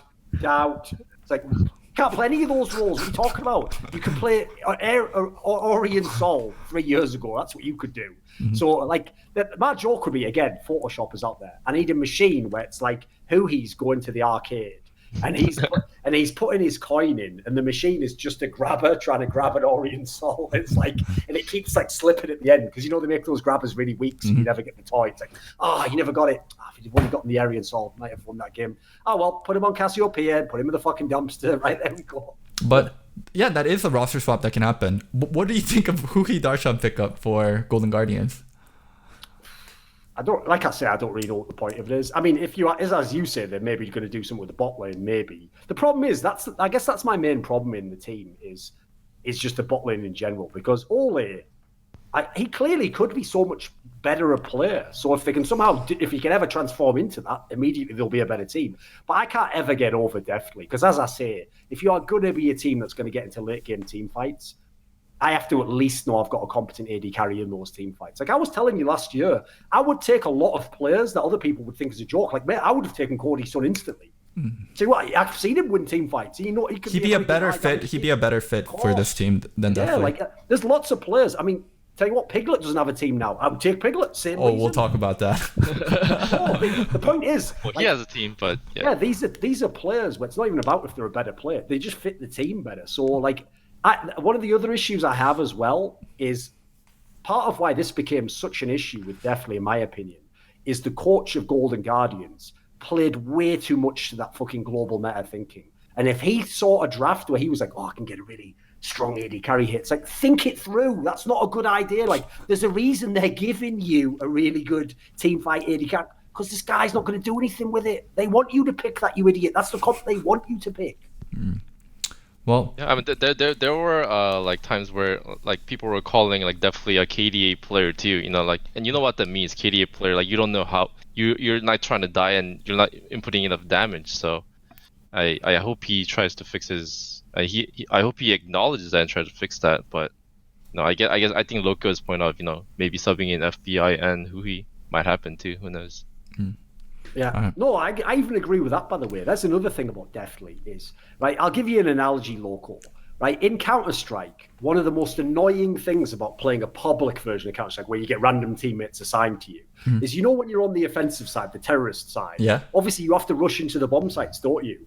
Well, here's the thing, right? It's a thing that everyone who's played Counter-Strike is going to know exactly what I mean when I say this, right? When you start and spawn and you all say in the chat, like, oh, we're going to go B this round. Rush B. Logically, if I spawned behind your character who's over here, you should be inside the site before me, right? Yeah. My joke is, magically, when it's a rush, people just forget how to even control their model. They're bumping into walls. They like fuck up the jump because what they want is they want you to get ahead of them, so you go in first. That's what definitely would do. Like they'd be in a scenario where a fight's breaking out, and definitely he'd be making out like his league champion was a fucking dragoon from Broodwar. Like, oh, sorry guys, the pathins made me go the wrong way around the wall.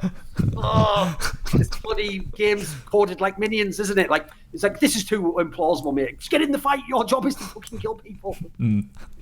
All right. Enough shitting on Deathfleet. Doran, set us up for Echo Fox. Right, so Echo Fox, the team I incorrectly referred to earlier playing Team Liquid, is the team that, if everyone remembers, had a very unusual split because at the start of the split, they were doing all right. They were like around the playoff levels. Then they had that slump. And famously, the narrative that it became tied in with is obviously their jungler Rush, because Rush had this famous record that he'd never gone 0-2. Now, I will say, after he said that, he went 0-2 like 3 times in a row, and eventually wasn't even the starting jungler. So, like that whole narrative tells you the story of Echo Fox. But the crazy thing is, as they were doing complete shit, and they were on this massive slide, and they were the bottom-ranked team, at the end, they had this ridiculous turnaround where they made the playoffs. Like they made it all the way in the playoffs. They even beat Team Liquid on one of those last games. So, like, what's weird is they had a crazy up and down split. Yeah. Now in the playoffs, to be fair, they weren't that good. Like we had Solo on the show. He was probably one of the only players that played well in that series that they had. They were pretty crap overall in the actual playoffs. So I can't give them too high marks there. Right, let's start off. Dodo, you start us on this one. What do you think of Echo Fox? I think Echo Fox. Just looking at their players, I feel like Rush and Phoenix, like their mid jungle like imports need to be playing a lot better. I thought like Rush coming in like this year, he's coming back from like Korea, like he's also coming back to NA. I thought he was gonna have a really good performance, but you know, like he was, like you said, like eventually subbed out for like Panda, and then he didn't really have a good split. But I think they are overall like okay players. Like Apollo Hakuo is like a solid bot lane for NA.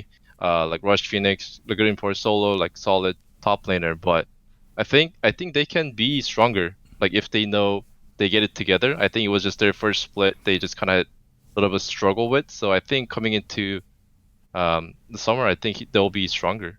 Wow, I'm shocked that you say that because I think Phoenix and Rush are so inconsistent. Like, God, I would hate to ever work with these players again. Like, like, Song is a fucking saint. I think Phoenix and Rush are really inconsistent, and also they took full advantage of teams being kind of shitty towards the later half of the split. They went like 0-5 and then they won 5 games to make playoffs. So I have this team dropping out of playoffs. I think. Yeah, but like they won 0-4 with like Panda subbing in. That's I think was a pretty big problem too. If you saw how Rush played though, like we also talked about like how badly Rush was. Like if they kept in Rush, I think they would have had similar results. I think they pulled off a miracle run to make playoffs. So I don't know, dude. I honestly don't know what's gonna happen to this team, and their management also, not the greatest, not the greatest, but not the worst. Now that you have Optic and Clutch in there, so. I'm just as long as you don't read the internal emails, that is. Oh boy. Yeah. You know, just for managing the team, I guess they're okay. I just don't think this team's gonna do well. I'm just not hyped about this team. This team's like FlyQuest, but they're also very unstable. They do have imports, unlike FlyQuest, but they're just so unstable, and I can't expect the same kind of performance from them as they did in the later half of the split. I think this team will be worse. Like for me, the only X factor is Rush, because I don't think that I am shocked by how Rush played in the spring split. I really thought he was going to be like a renaissance player where he comes back to NA, like he becomes a top player again. You think about how powerful jungle is at the moment. I was thinking this guy could turn his whole team around. This should be a playoff team, just legit with these players they've got, because they have solid players elsewhere. They have the one sort of, he's not a rookie, but he's the more experienced player who has the chance to grow in solo. And then the rest of them are all veterans. So you think this is a great lineup. But the problem is he had some terrible games in that split. Like he had some games where he basically was like inting the game, basically. It was actually outrageous. So the problem is, I didn't really see that much of a turnaround going to playoffs. He got a bit better, but not that much better. So the question is he going to be good in the summer? If he's going to be good, maybe this team could be a playoff team again. It would be quite interesting. If he's going to play like he did in the spring, I think they'll be like the fucking 8th or 9th team. I don't think they'll be very good personally. Because the problem is, everyone else in the team is exactly like that. It's like if I had all the other players, but they're my worst players, cool, now I have a good team. But if you're starting off like, that's not at all, it's an all right bot lane for NA. Phoenix, he's a decent laner. Solo, for a rookie, an experienced player, he's not bad. It's like, where's the good players? You need people actually good at video games, on your fucking professional video game team. You can't all just be okay. And all actual good players. Their win condition last split was do random things for the first 20 minutes.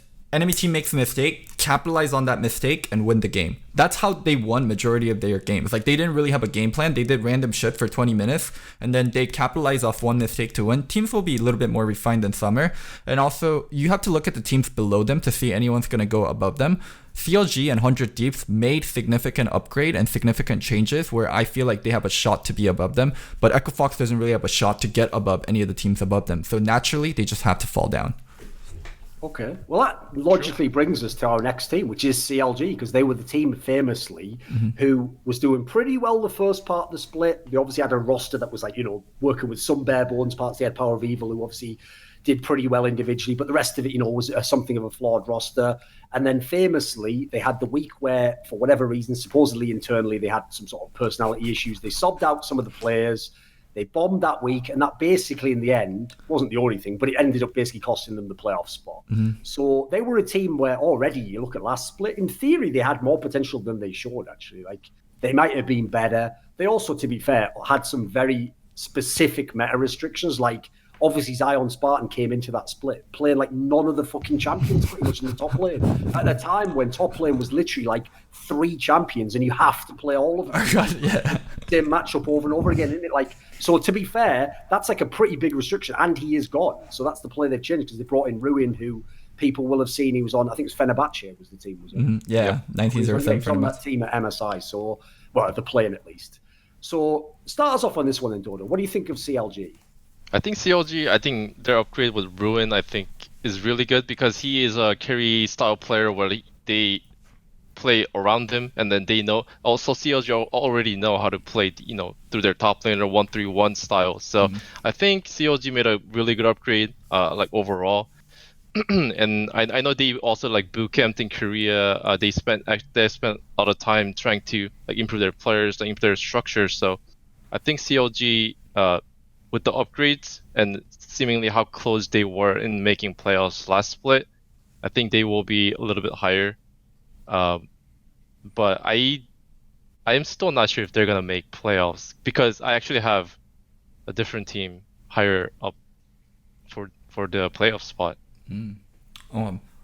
We'll get to the team, because obviously we're gonna go through all the teams. For me, yeah, this is a huge upgrade for CLG. Like, I think Darshan was he was hemorrhaging the team a lot, in my opinion, and being free of Darshan is actually really good for CLG. I would have even been fine with some Academy top laners. So really good move for CLG. Now they can at least have an identity in solo lanes.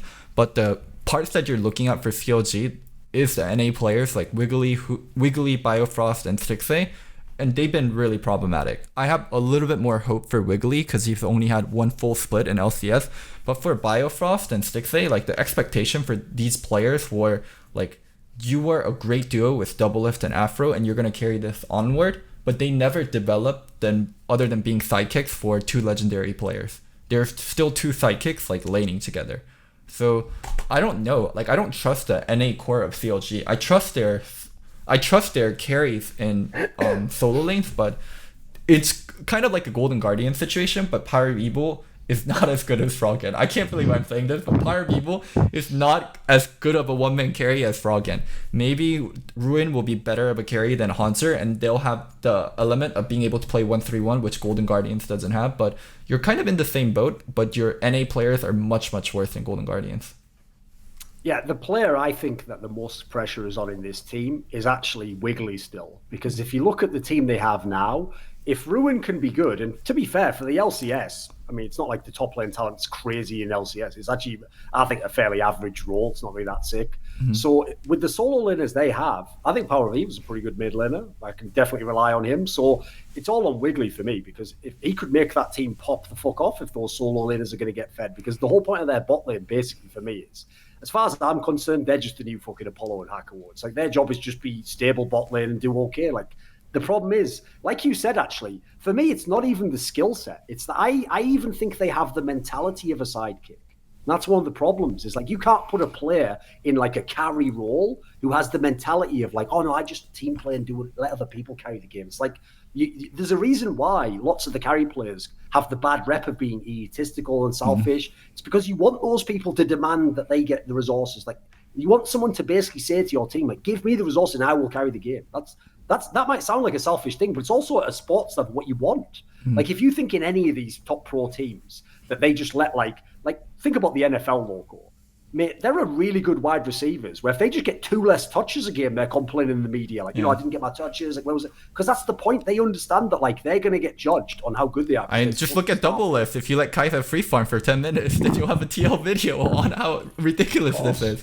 That's mindset of a top tier pro lane, though, or top tier pro player. You also want that, yeah, of course. So, like, the point of that is not that they shouldn't be cocky. It's that they have to understand they have a responsibility when they do that. Like, if you ask for the ball and I give you the ball and you fuck up, well, then that's the other side of it. It's like, you fucked up. But the problem is, like, I just don't see a world in which, like, Stixxay is going to be, like, a best AD carry in the LCS, and his team can play through bots. Like, I think I'd ship sailed. So I will say, this is another good chance for Weldon to impress everyone, working with players that have never played together. Look how fucking disparate, like, Ruin, Power of Evil, and Wiggly is. These are players who have no cross, like, connection. They have no history whatsoever. So if he can turn this into a playoff team, I'll give him props. Like, I actually think this looks like a team where it's borderline playoffs again. I think they're probably going to be again like round 5th to 6th.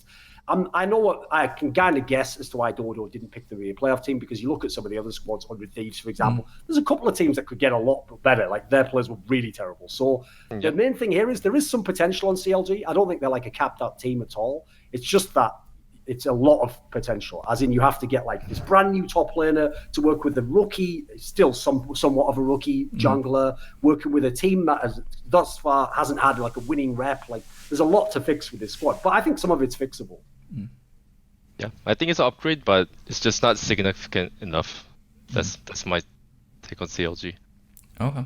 Then yeah, I guess you guys mentioned it, but yeah, like I said, the next team that I wanted to mention that I think might make playoffs is like 100 Thieves. All right, let's go through 100 Thieves. For now, it doesn't matter the order because we didn't really get it. Yes, let's do 100 Thieves now. Then come on, why do you think 100 Thieves is going to make it? Because I think for the players that they actually had, I definitely feel like they underperformed. Whatever the reason is, whatever, maybe like synergy or any like internal issues or whatnot, but. With their like they made a change on like bringing Amazing and also like change their mid lane to Soligo. Obviously, like he's like the biggest question mark for 100 Thieves, but I feel like with the voice of like Amazing coming in and the experience where I know, because I worked with Anda and I also worked with a little bit with like Soligo on Scouting Grounds, and then I know like Anda doesn't have like the big voice on the team and he doesn't really like lead the team, and I know they have like the Koreans where. Like Someday and Bang have like incredible experience, but like top lane and AD carry is not really the role where you like lead the team inside the game. So like Amazing like coming in with a lot of experience where like he could lead the team inside the game, and with like Soligo, I think being a rookie will like follow Amazing pretty well, and Soligo I think he had a pretty good mechanical skills that I saw from Scouting Grounds. So if he manages to, hold on like his own weight and actually play against these mid laners in LCS, I think 100 Thieves made a really good upgrades, and I think they can definitely play a lot better than they did in spring. Yeah, Loco, I actually know for a fact Riot Games themselves want Amazing to be really good on 100 Thieves. Because didn't you see they're buffing Gragas? They know he needs champions to play. So for all the bottom tier teams, like the Optic, Clutch Gaming, 100 Thieves, like at least 100 Thieves is like fucking in it to do well in LCS. I feel like Clutch and Optic, they're kind of a joke in LCS at the current state. So going back to 100 Thieves, You isolate their top and bot lane. You just look at Bang, Afro, Someday. These three as a trio should be contending for titles. Like, you can compare them to other three in like TL, C9, and TSM, and they should be matching up. So just because they had a terrible spring split, to underbet on this team, I think would be a mistake. I think it had an underperformance. Something was just very fucking wrong with how the team was functioning in combination of Andy or Anda and Huhi. And then Amazing is going to fit in well. Like Dodo said, I personally worked with Amazing. Amazing brought Schalke to finals. Like, Amazing is a player that can give your team a voice and that can give your team a system. And having a jungle player that's a veteran that can do that is such a huge boost compared to what they had with Anda, who was like a really quiet player that kind of had problems with skirmishes and small fights and wasn't very aggressive. So, like, straight up, I think jungle is going to be an upgrade. And I agree with Dodo. Soligo is a huge question mark. How good is he? Like, how can he stand up to the import mids of North America? That is the big question mark. So at least they only have one question to answer, like how good Soligo can be, because I have full trust in the other four, and sure. I feel like Prolly and his crew are gonna figure shit out for this split. Yeah, I would piggyback on the thought that you said there about the fact that, like, it's going to be very easy for people who just saw the spring split to be like, this team's trash, like, wow, everything they're going to be. But actually, this is the analogy I would give, is like, okay, so as if you're a normal person who invests some of your money, your savings into the stock market, if the stock market crashes, that's the worst day of your life, right? All your money's worth nothing now. All your stocks are worth nothing. That's because you don't have much money. So you're fucked when you lose all your money. To someone who's rich, when the stock market crashes, is their dream day, because that's when they go and buy all the really good stocks at a super low price because they have money, so they can sit back and wait for those stocks as the market corrects to eventually go up again. And that's how they make literally millions and millions if they know that that's going to happen. Mm-hmm. So I would use the same analogy for 100 Thieves. Whereas when we were talking about teams like Echo, Fox, FlyQuest, like, there's not really much reasons those teams should change that much. And also, like, you've generally seen most of what you should from most of those players. Like, it makes sense generally how most of the players played. The difference is 100 Thieves, like Loco said there, literally have three players who I actually don't think Bang himself played that bad. I think he just had nothing to work with in the team, so he didn't look great. I've always said in SK Telecom, I think he got a bit boosted by the fact he played in an amazing team and had exactly the right role for that team. But he did okay. The others, someday played a bit underperformance, and obviously Afromu was terrible at times. The problem is, am I going to bet that all three of those players play badly in the summer? No. Like, that just seems so unlikely to me. Mm-hmm. And I'd even add in, when I look at an entire team collapse like that, my first thought is like some sort of internal conflict, like some player they don't trust, or the coach can't get through to a player, or these two players just don't work well together. So as a result, if you even start to fix just one or two of these issues, like they might have done with the jungle already, you could immediately jump from being, obviously at one point in time they were the worst team, they could jump to immediately be a playoff team. Obviously, look at the talent they have. So I kind of agree. Like, I expect at least a couple of these players to be much better in the summer. I even said I could even see it being Afro if he's really put his fucking effort in and actually realised, like, understands that he was bad and didn't just blame it on something else. The problem is, and this is the killer, is I could see so many positives. Like, I could see Amazing maybe will work great with fucking Someday, and maybe Afromu will turn it all around and Bang will get activated as a result. The problem is, it's always going to come back to, like, what are they going to do with that mid laner? And the problem is, as a mid laner, it's not even like he's someone where there was like hype. Like, people weren't like, oh, you've got to see this guy. Like, you know, if he gets an LCS, he'll terrible. It's like, no, he was just a sub player, and he only got in the team because he was so bad that they literally just said, we can't keep doing this. So, unfortunately, for me, Summer is more in 100 Thieves just about finding out how good the players are. I don't think you can win the LCS. I don't think of course not. Not with this roster. It's just not plausible. So it's more to me about, like, let's figure out for next year, because we've got the money in the backing. Let's figure out next year who we're going to replace, because then next year you could have a championship team. Dude, still the pieces in this team, in my opinion. For winning Summer, I think 95% between TLC9 and TSM, and then like off 5% chance to Golden Guardians and maybe FlyQuest combined, like, but 95% chance to top 3. The thing is, there's even a really obvious reason as to why that is, Loco. It's one that we've discussed before, which is that the big effect of franchising was that, like, everyone has money now. And so the problem with that is it became kind of like the NBA, where, you know, every NBA team has like a good player. They have like an all-star level player. It's like that in the LCS, except for the top 3 teams. Every other team is either like one really good player in this position and then most of the others are bad, or it's just like, oh, we've got all the okay players. It's like no one actually has that good a roster compared to the top three. So I think it's quite logical that none of those teams can really at the moment challenge. Let's go to the shitters. Let's go to the dumpster fires. Right, first of all, we have to. I think the team we have to do now has to be Clutch Gaming, because I have a small rant to say here. Go for it. So if there's one thing that is probably one of my biggest peeves in all of esports, it's people who only just got here to esports, and yet they're the one who wants to stand upon the fucking soapbox in front of everyone who's already been here for years, and they're going to tell us all how esports works. You must hate Noah. You must have hated Noah. I did in some respects. I know you talk publicly and privately. Like, shut the fuck up when you know what you're talking about. Like, you come in saying stupid shit like, oh, I think this team should do things differently. And then later on, you find out why they do it that way, why you have a competitive disadvantage if you tell everyone your fucking salaries, etc. So anyway, similar principle.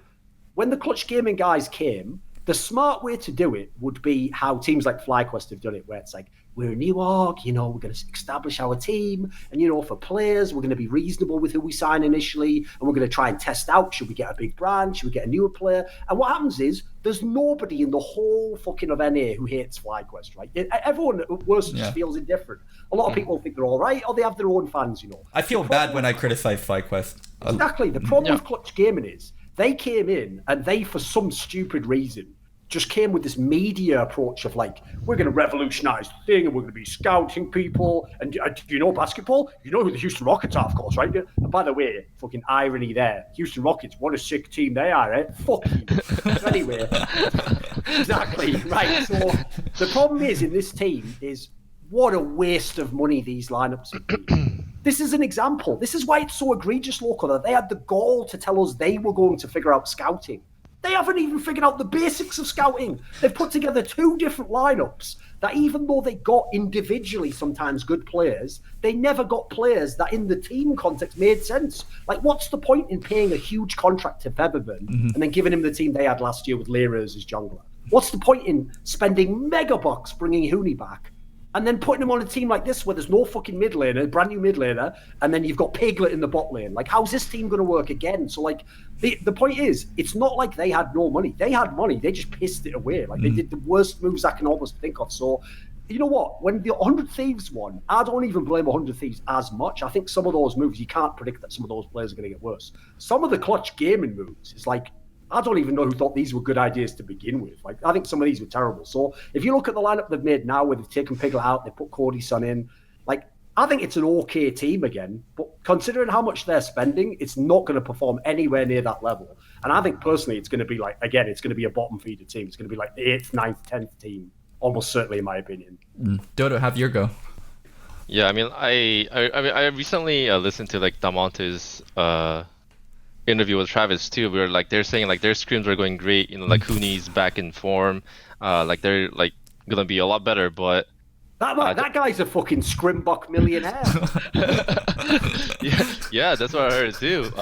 But I don't know. I don't think there's gonna be a big change. I know the Cody Sun Piglet change wasn't intended from what I heard. Like, it wasn't really intended. Like, they had to like put Cody Sun in because Piglet had an incident, but I just don't feel like it's gonna be a huge change, because I know I worked at like Huni, where it is not gonna be easy to change how he plays. And then I think there was also like there's like a strength and a weakness of like Clutch Gaming, and like even like Echo Fox last year. I think like playing through Huni and Lyra, where like they're only going to play their top lane, and the other lanes are just left behind.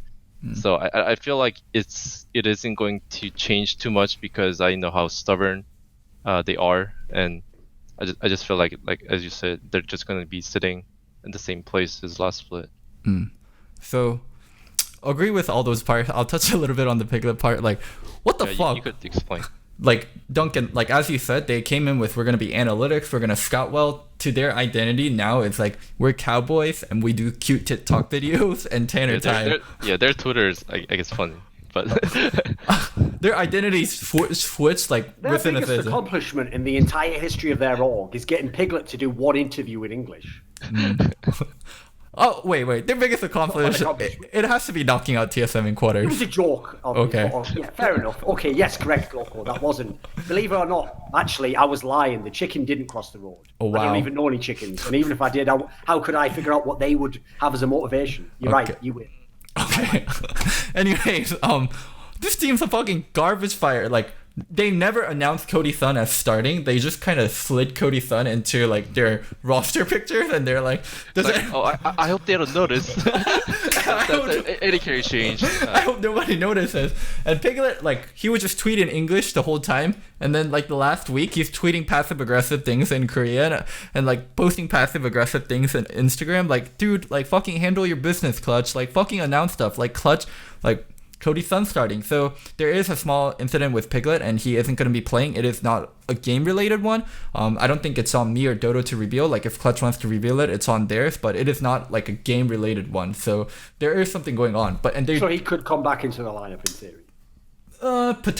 Potentially, but we just don't want to go in detail about it, but they should have said something. My big point is they didn't fucking say anything, and they just slid Cody Sun in and hope no one notices. Like, make a fucking roster announcement, dude. Like, what the fuck are you guys doing? Like, what the fuck is this organization doing? By the way, speaking of how bad the org has been, just think about this for a second. In 2019, someone attempted to make an AD carry swap, including Cody Sun, without announcing any of the reasons behind the scenes for doing so. I think I've seen this before. Wasn't that literally what fucking other team did last year that got them super hated? What are you thinking, Clutch Gaming, you idiots? You're doing the same thing. Yeah. Explain you. The whole point is, no matter what has happened, even if it's something ridiculous in real life, that I have a theory that it's how you say something, not what you control say. Your narrative. Like you can explain, even if it's something really egregious. I actually think back in the day, by the way, this is something that Team Liquid fucked up, where they never explained what happened to Quaz. They just left it as a mystery. And the problem is, if you leave it as a mystery, I can tell you, when you create a vacuum like that, people don't just leave it as a vacuum. They put in their own ideas. Yes. So control your own narrative. The stories I heard about Quaz got even crazier than the reality. Mm-hmm. So it's like, again, you don't have to literally say in the most blunt terms what happened, but yeah, give us some explanation of like what happened, why you're doing this move, and then everyone can sort of go along on the journey with you. Like, we know what the expectations are, because at the moment, if you don't tell us anything, we're supposed to literally think you think Cody Sun's better than Piglet and that he's going to do better in the team and that this is a better lineup. Whereas, like, if that's not true, then you're setting yourself up for a really hard time.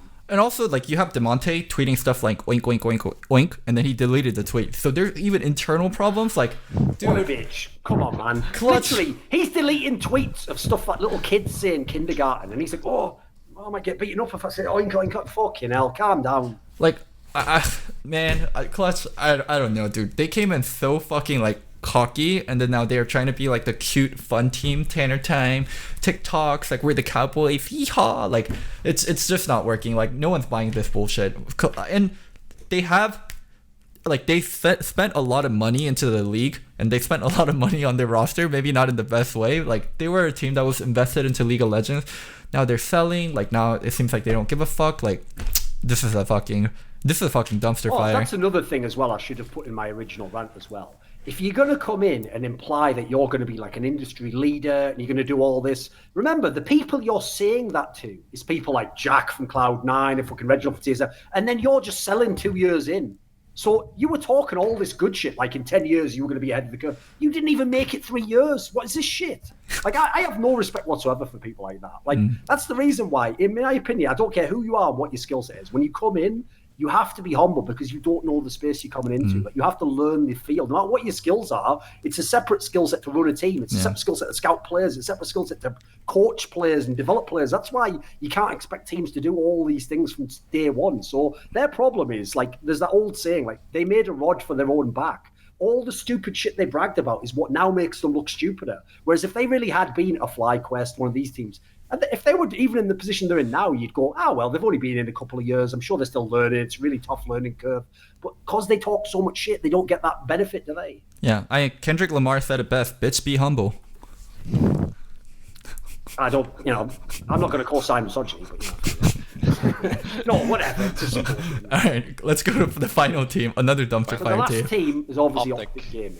And this is a team where, this is interesting because the expectations for this team were actually non-existent. A lot of people thought they might be the last place team because obviously the way they put their lineup together, they seem to get all their players at the end. And in fact, arguably the two of the best players in the team, the two junglers, were the players they signed at the very end of the whole roster that no one even knew if they'd have either of them. And then bizarrely, they end up with both Meteos and Dardoch. And if you look throughout most of the split, Meteos was the primary starter, and they gave Dardoch a few games, but it was pretty clear to me that they decided Meteos was the better player. And then the standout player of the split was probably obviously Crown, who resurrected his whole career coming over from Genji, KSV, whatever the fuck they were called back when he used to play for them. And then as far as the split went, actually, I think personally, they overperformed at times. Like, I thought Crown actually looked pretty fucking sick generally. They were borderline playoff team by the end of the split. They didn't make it in, but they were in pretty good position. So it's one of those teams where, like, personally, like, I still don't think it's a good roster now, but it has some good players on it. But I don't really know what the point of the teams. I still don't really get that. Like, I don't know what their identity, what they imagine it's going to be, or what they think they're going to do. Yeah, I agree on that too. Like, whenever I try to play against Optic, I always have to like wait until the report time until like, because they need to submit their roster right before like playing other teams, and I always have to wait on because they have like a 9-man roster with different players. So I actually cannot identify their color. Like, I actually don't know what they want to do with the team. Like, and I don't know what they were trying to like develop as a style as well, because they change around players so much and like different styles. So I just cannot get a grasp of what they want to do. So I just feel like it's really, really hazy. Like, and I don't think they figured it out yet. And And by the way, just as a quick aside, because I probably should have mentioned this as well, since at the moment it looks as though Immortals Gaming Club is actually going to buy Optic, odds are that they will just be relabeled, not this split, obviously, but in the future as Immortals again, probably, because the implication was that they're going to drop the Optic brand anyway. So in theory, that doesn't change anything. Like, there'll still be a team that has money and all the rest of it. But that is one thing for this season that actually I should have mentioned is one of the interesting things about Optic is because behind the scenes, it was already known that they had a lot of internal issues with the ownership and that actually like the people who'd bought into Optic like last year or whatever weren't happy with it. I actually don't think they had mad money to spend, believe it or not. Like, I actually think people like Crown are probably a lot cheaper than people imagine. So I actually am wondering personally if next year and going on, they'll have access to money and they can make a good team again. Because at the moment, I think this was like a mixture of a budget team and one where even though they got some good players, I think they were just opportunistic. Like, I think they just signed Meteos and Dardoch because no one else did. So why not, right? First of all, you can get them way cheaper because they're the last contracts to sign in the league. And then secondly, a lot of people didn't want those players, amazingly. I think Dodo said it best. What is this team? What is their identity? Like, let's talk about their future. Who the fuck are you developing for your NA players? Are you developing Dardoch or Meteos? I don't think they're going to be long-term stays on your team. Are you developing Big? Are you developing Alorum? Dokla? This is the future of Optic. And also, as much as we can make fun of Clutch for their identity, which is like Tanner Time, Cowboys, Analytics, at least they have an identity. Optic has no identity within the context of League of Legends. Like, Greenwall, like when does Optic play? Those are all memes from Call of Duty. Yeah, it's not like Optic within League of Legends has zero identity, and their identity has been their key standout players in like Crown, Meteos, and Dardoch. Like, this team, I think actually did the worst in franchising. Like, I think they were by far the worst franchising team. Like, why are you even here? They're getting sold. Like, they literally came into the league, did nothing, and then they're getting sold to Immortals. And also, like, what a waste of an import slot getting Arrow is. Like, listen, I'm not someone who, like, just purely hates on players, but I'll definitely hate on players who are in teams they shouldn't be on. Like, if he wants to go and play in fucking Japan or Turkey, have at it. Enjoy the rest of your life. You should definitely not be in the LCS store. Because the problem is, this is what people don't realise. It's not about if Arrow's as good as Apollo or he's an import player. When you are an import player, that is literally one of the most important spots on a team. And if a team has any money, they should, in that scenario, that was the obvious position, in my opinion. They should have gone for someone as a gamble. Like, they should have gone for an EU player who's a rookie or, something like that. Like, it didn't make sense to me to sign basically a washed-up player, especially as you say, by the way. You can't even go with the angle of, like, yeah, but he's got, like, a big name. He used to be the MVP. Because they're not even doing a great job with branding, as you say. It's not like they've managed to successfully brand. Like, I tell you what, that's probably the biggest failure of the Optic team. If I have a team and you tell me it's this lineup of players, right? First thing I'm going to say is like, well, we can't win LCS. So what can I do? we do have Meteos and Dardoc and Crown and players who've done things. So what I'll do is I'll heavily market. Like I'll make loads of like documentary series about the players, have them doing fun They do stuff, have a documentary I'll do series. lots of activation. No, but I mean I'll do a better job than they do. I'll blow it up. Because the point is I'll make it, right? Let's make it about the personalities, then let's make it about the names. Because at the moment I can't win, so let's win in business. And I have to say they've kind of just done a half-assed job in all respects, like scouting, playing, branding, because they're just nothing in all these areas. They're just a bit of something. Oh, so I got a recent update from a secret source that said DeMonte's tweet was not about Piglet and it was about just random stuff, and he deleted the tweet. So yeah, because that's why he deleted a random tweet. Fuck your source. Here, DeMonte, who is obviously your source. Fuck you. You're gonna get past me with that lie. You're out of your mind. I do. Okay. I will not reveal my source, but what is it? I have a feeling you're right now. Yeah, I can tell. There's only one idiot in this scenario who think that was a good fucking alibi. Like, that's just garbage. Okay. I try to clear things up. I try to clear things up. I tried my best. I wasn't even with him. It's like, it's just garbage, isn't it? Anyway. All right, I've got a question then. So since the problem is, the one area we fucked up the show is we probably shouldn't have gone top to bottom because we ended up with all the most boring teams at the end that no one gives a fuck about. So here's a way to reignite a few questions at the end to end on a high, right? So Dodo, if you had to pick a player, I know this award doesn't exist in the LCS, and we've actually discussed in the past, because Rookie of the Split is almost so worthless now because there's so few true rookies. The award we think you should add, basically, is like what they do in the NBA, Most Improved Player. I think that would be a great award because the good thing is it could apply to anyone, obviously. All you have to do is improve a lot more than anyone else. So if you were to pick someone for the summer, and you can either go with someone that you like, you know that this guy's a good player and he hasn't shown it yet, so that's why he's going to be the most improved, or pick someone who's just not doing well at the moment, but you think he can become a top player again. If you had to pick someone, who would you want to win that award? Like if you could pick a player to win that award, most improved, to make the split exciting, who would you pick? I don't want to make Loco excited, but it would have to be from TSM, like Broken Blade. I think definitely coming in from like nobody really knew like what TSM was doing, like like bringing in Broken Blade, but like he definitely performed like crazy. Like he is actually the key to winning in TSM as well, and just all these champion pulls and the skill set that he has, I feel like he is improved already, but I feel like he has a really, really high ceiling. I think he's going to improve a lot more with experience with playing with like Bjergsen and Sven. I think if I would have to give an award, I think it would be like Broken Blade. Okay, who are you going to pick, Loco? I mean, since you picked Broken Blade, I'll pick Niski. I was going to pick one of the either, but I think Niski will improve so much. Like, here's the thing. It's really hard to improve when you're on shitty teams. Honestly, it's so fucking hard to improve when you're on shitty teams because, let's say, like, you want to... still pretty good in LCS. I mean, sorry, you meant... But if you're not on a good team, it's really hard to target your practice regarding, like, the parts you need to improve. And, like, you're just, like...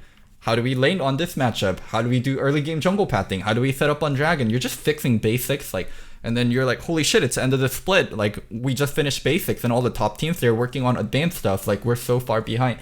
So I think Cloud9's in a really good place to develop players and really good place to contend and get good scrims. So I think it'll be Niski. For me, it's between Niski and Broken Blade. So like those two players, really watch out for them, and they're gonna be the key factor in how well C9 and TSM can challenge TL for the title. In line with what I said earlier, if I could pick someone that would become this most improved player, I would pick Afromu. Like, if Afromu could go back to what he used to do, which definitely is impossible, especially because he was a very cerebral player as well. It wasn't like it was only mechanics that made him a famous player. First of all, like I said, I think Bang was all right. He just was in a team where there was no chance to do anything. Like, good luck being an AD carry when the rest of the team can never get to fucking team fights. You don't get a chance to do anything. He was never super lane dominant anyway. So if you put Afromu with him, I think that could already be a solid team and immediately could be a playoff team. So that would be, for me, the spark that could make it a sexy split, because that's the team realistically. I mean, we didn't mention this, but obviously that was the team that everyone did pick to be really good at the spring and then did way worse. So if they can get anywhere back up there, now you could put a little bit of that could be like a nice outsider in the playoffs. All right, what about this then? Let's do one last one. Pick someone. Who do you predict? This is a prediction one, not like who you want. Who do you predict will be the MVP of the Summer Split? MVP of Summer? Because obviously for this one, the good thing is, remember, we're not going to do this, by the way that the media does it. Like, we're not going to do it like, based on narratives. You're just picking for you who the MVP would be. MVP, what's your definition of MVP? It's up to you. If you want to do it by a different method, tell me. Okay. My definition of MVP is if you replace this player with an average player, like this team suffers the most. Like, I thought your definition of MVP, is there any way I can make Bjergsen the MVP? Or do I have to give it? That's how you define MVP. I guess the same sort of thing you were saying there in a way. So. Okay. Who is the most crucial to their team? MVP. Prediction. Oh man, prediction. By the way, Loco, I'll just tell you. The reason why if I were you, I'd go away from that whole definition of like MVP is the player that if you took him off his team, you're going to be able to be Froggen. Froggen would literally have been the MVP of the split, you fucking idiot. Like, no one agrees with that, do they? I wouldn't even pick him. I guess we can go the boring route. We can do double if. Oh, double if will be MVP. Oh, Bjergsen will be MVP. Loco, that's not as crazy as you think. Like, one of the things about the spring split is, I think most people agree, Doublelift wasn't that fucking crazy in spring. Like, that would actually be a turnaround if he becomes the MVP of the league again. I think, like, the favorites to be MVP has to be, like, Double, Bjerg, Broken Blade, Licorice. Core JJ still? Core JJ. I don't think Core JJ will get it twice. I think even if TL does well, people will not give the support player the same kind of respect the second time around. There was a really great narrative for Core JJ in spring. MVP is a narrative award. It is definitely a narrative award. Yeah. Okay. He accomplished in two different ways simultaneously. Yeah. On the one hand, he was not all A, and then secondly, he was a really good player as well. So he did both the things they asked of him. Amazing. Well done. I think TSM will finish first in regular split, and I think Bjergsen will get it. I know it sounds like a meme. But it's real. It's real. From now on this show, there are consequences to saying things. So if you say that, we have to make a bet. So I'm taking that bet all day long. What? Wait, it's Bjergsen against the field? That's a terrible bet from you. Who's your? No. The bet is that you've just said Team TSM will finish first in the regular split. Okay. I will take the other side of that bet. So what we'll do is you have to pick a team. Pick a team. We won't do where it's the whole field. I'll just pick my team. I'll say Team Liquid. You're taking TSM, right? Okay. What are the terms of the bet? What are the terms? What are the terms? What's a good one that we haven't done before? Here we go. Let's make it fun. So here's what we're going to do. If I win the bet, you have to make a video, a real video, not like that piece of shit excuse that you made when Dodo. Okay, a real video. Did that real video, and it has to be a real video, and it must be 10 minutes of length, and you have to explain all the flaws that Bjergsen has as a player. And that it has to be worth it, right? That's a pretty good prize. Because especially here's the thing, Loco. The reason why, by the way, Loco, that's like low key, even a cool bet, is because first of all, that'll be cool for me because it's funny. But you know what? I think people would actually respect you more if you made a video like that. You showed that you could like analyze him as opposed to just fucking call him up every night. Good night. No, you hang up first. No, you hang up. Okay. Hey, who are you going to pick, Dodo? Who are you going to pick for yours? Because he's picking Bjergsen, I assume, since that's what the sentence was going to be, right? It's going to be TSM will be first, therefore Bjergsen's the MVP. Yeah. Not an unfair pick, by the way. He's obviously been MVP many times. Who are you going to pick? Yeah, I mean, I didn't want to do it, but I also think like Bjergsen does have a high chance getting an MVP because like he didn't, like you said, like the narrative, right? Like they didn't have a good season last year. They came in like strong in the spring split, and then like he was like the leader like after the loss. Like he brought in like the team, and then he's going to if he pops off and the TSM places a lot higher this summer, I think naturally I think they're going to like praise Bjergsen, and I think he will definitely, and he is also like really hardworking, and he's driven to win after like losing like 3 times in a row. So I feel like it's a pretty good narrative. I also think Bjergsen will definitely have a really good split in the summer, so I think reasonably, yeah. Doran, what happens if Bjergsen wins MVP? What's your side of the bet? Let me. Wait a second. No, that wasn't. That wasn't the bet. If TSM finishing first. Okay, if TSM, what is it? Does finish first? What's your side of the bet? Well, you can pick. What do you want me to do? If you want, by the way, if you want a suggestion, I would say just do the equivalent video for me. So maybe I have to make a video saying like 10 minutes about how good fucking Reckless is or something. dumb shit like that. You know, pick something similar. Flaws of 10 minutes, flaws of Froggen or something. Yeah, there you go. I don't know. I want a suck off video. I want you to, but if for 2014, 2015, you have to talk about how I carried TSM to the promised land, and they haven't made it out of group since without me. And what is Here's it? the thing. Yeah. Listen, you have to make it reasonable because one of the things about my career is I don't lie. So I'm not going to lie. But you know what? If you want to say I have to explain the positives of what you brought to the team or what coaching job you did, I'll do that. Okay. I'll make it complimentary. All right. You have to talk about my impact as a coach on TSM and what I brought to the org. Which is fucking everything. They wouldn't have parts. They wouldn't have Lust Boy. They wouldn't have those championships. I brought them everything. Loco, it isn't happening anyway, so fair enough. I agree. Yes, of course. When TSM magically comes first place in the split, yeah, we'll definitely make that video. It's regular split, regular season. Regular split, no playoffs. Yeah, I agree. Okay, so anyway, let's end it here. I guess my MVP. I'll do my MVP. Okay. Right. The thing is, I do agree on the Bjergsen one. It's a pretty good one, especially because actually. The interesting thing about Bjergsen is he works for MVP in both definitions. Like, are you the best player in the league, or are you the player where people think you add or subtract the most? So he always has a good chance to win if TSM is just relevant, basically. Like I even said last split, I wouldn't have been mad if people had given it to Bjergsen. I personally had Core GJ, but I thought Bjergsen definitely played very, very well in a lot of those games and sometimes hard carried him. So I would agree Bjergsen's a good candidate. If I want to go for like more of like a little bit more of a risky pick, I think actually the two players that would be interesting is either Double Lift, so he has like a return to form and he's the best player in the LCS again, definitely possible. Or to me, the really sexy one would be if Jensen was the MVP. Because obviously he's never been an MVP before. He used to be an amazing player. He just came off this great MSI. And as I said, I hope that that's the next level to Team Liquid that they unlock somehow. So I could see a world in which, again, they're the top team and this time Jensen's had more of an impact. So I think that would be a pretty cool storyline. Aside from that, it's a bit tougher because the other teams, like, I actually have a real problem on Cloud9 because I just don't ever think they ever play around one player enough. So, like, I think actually it's going to be tough for anyone on that team to win because even as a team, they can look an awesome as a team, but it's very rarely you feel like, oh, that guy just popped off so hard. It's like, nah, they win as a team pretty much. Yeah, that's why Reaper wins Coach of the Split multiple times instead of the player. And also because they always award that before the playoffs begin. So. Listen, Reaper, do you ever want to get in on this action, baby? That third spot in this window's open. All I'm going to say is, you know, we'll definitely bring him on at a point.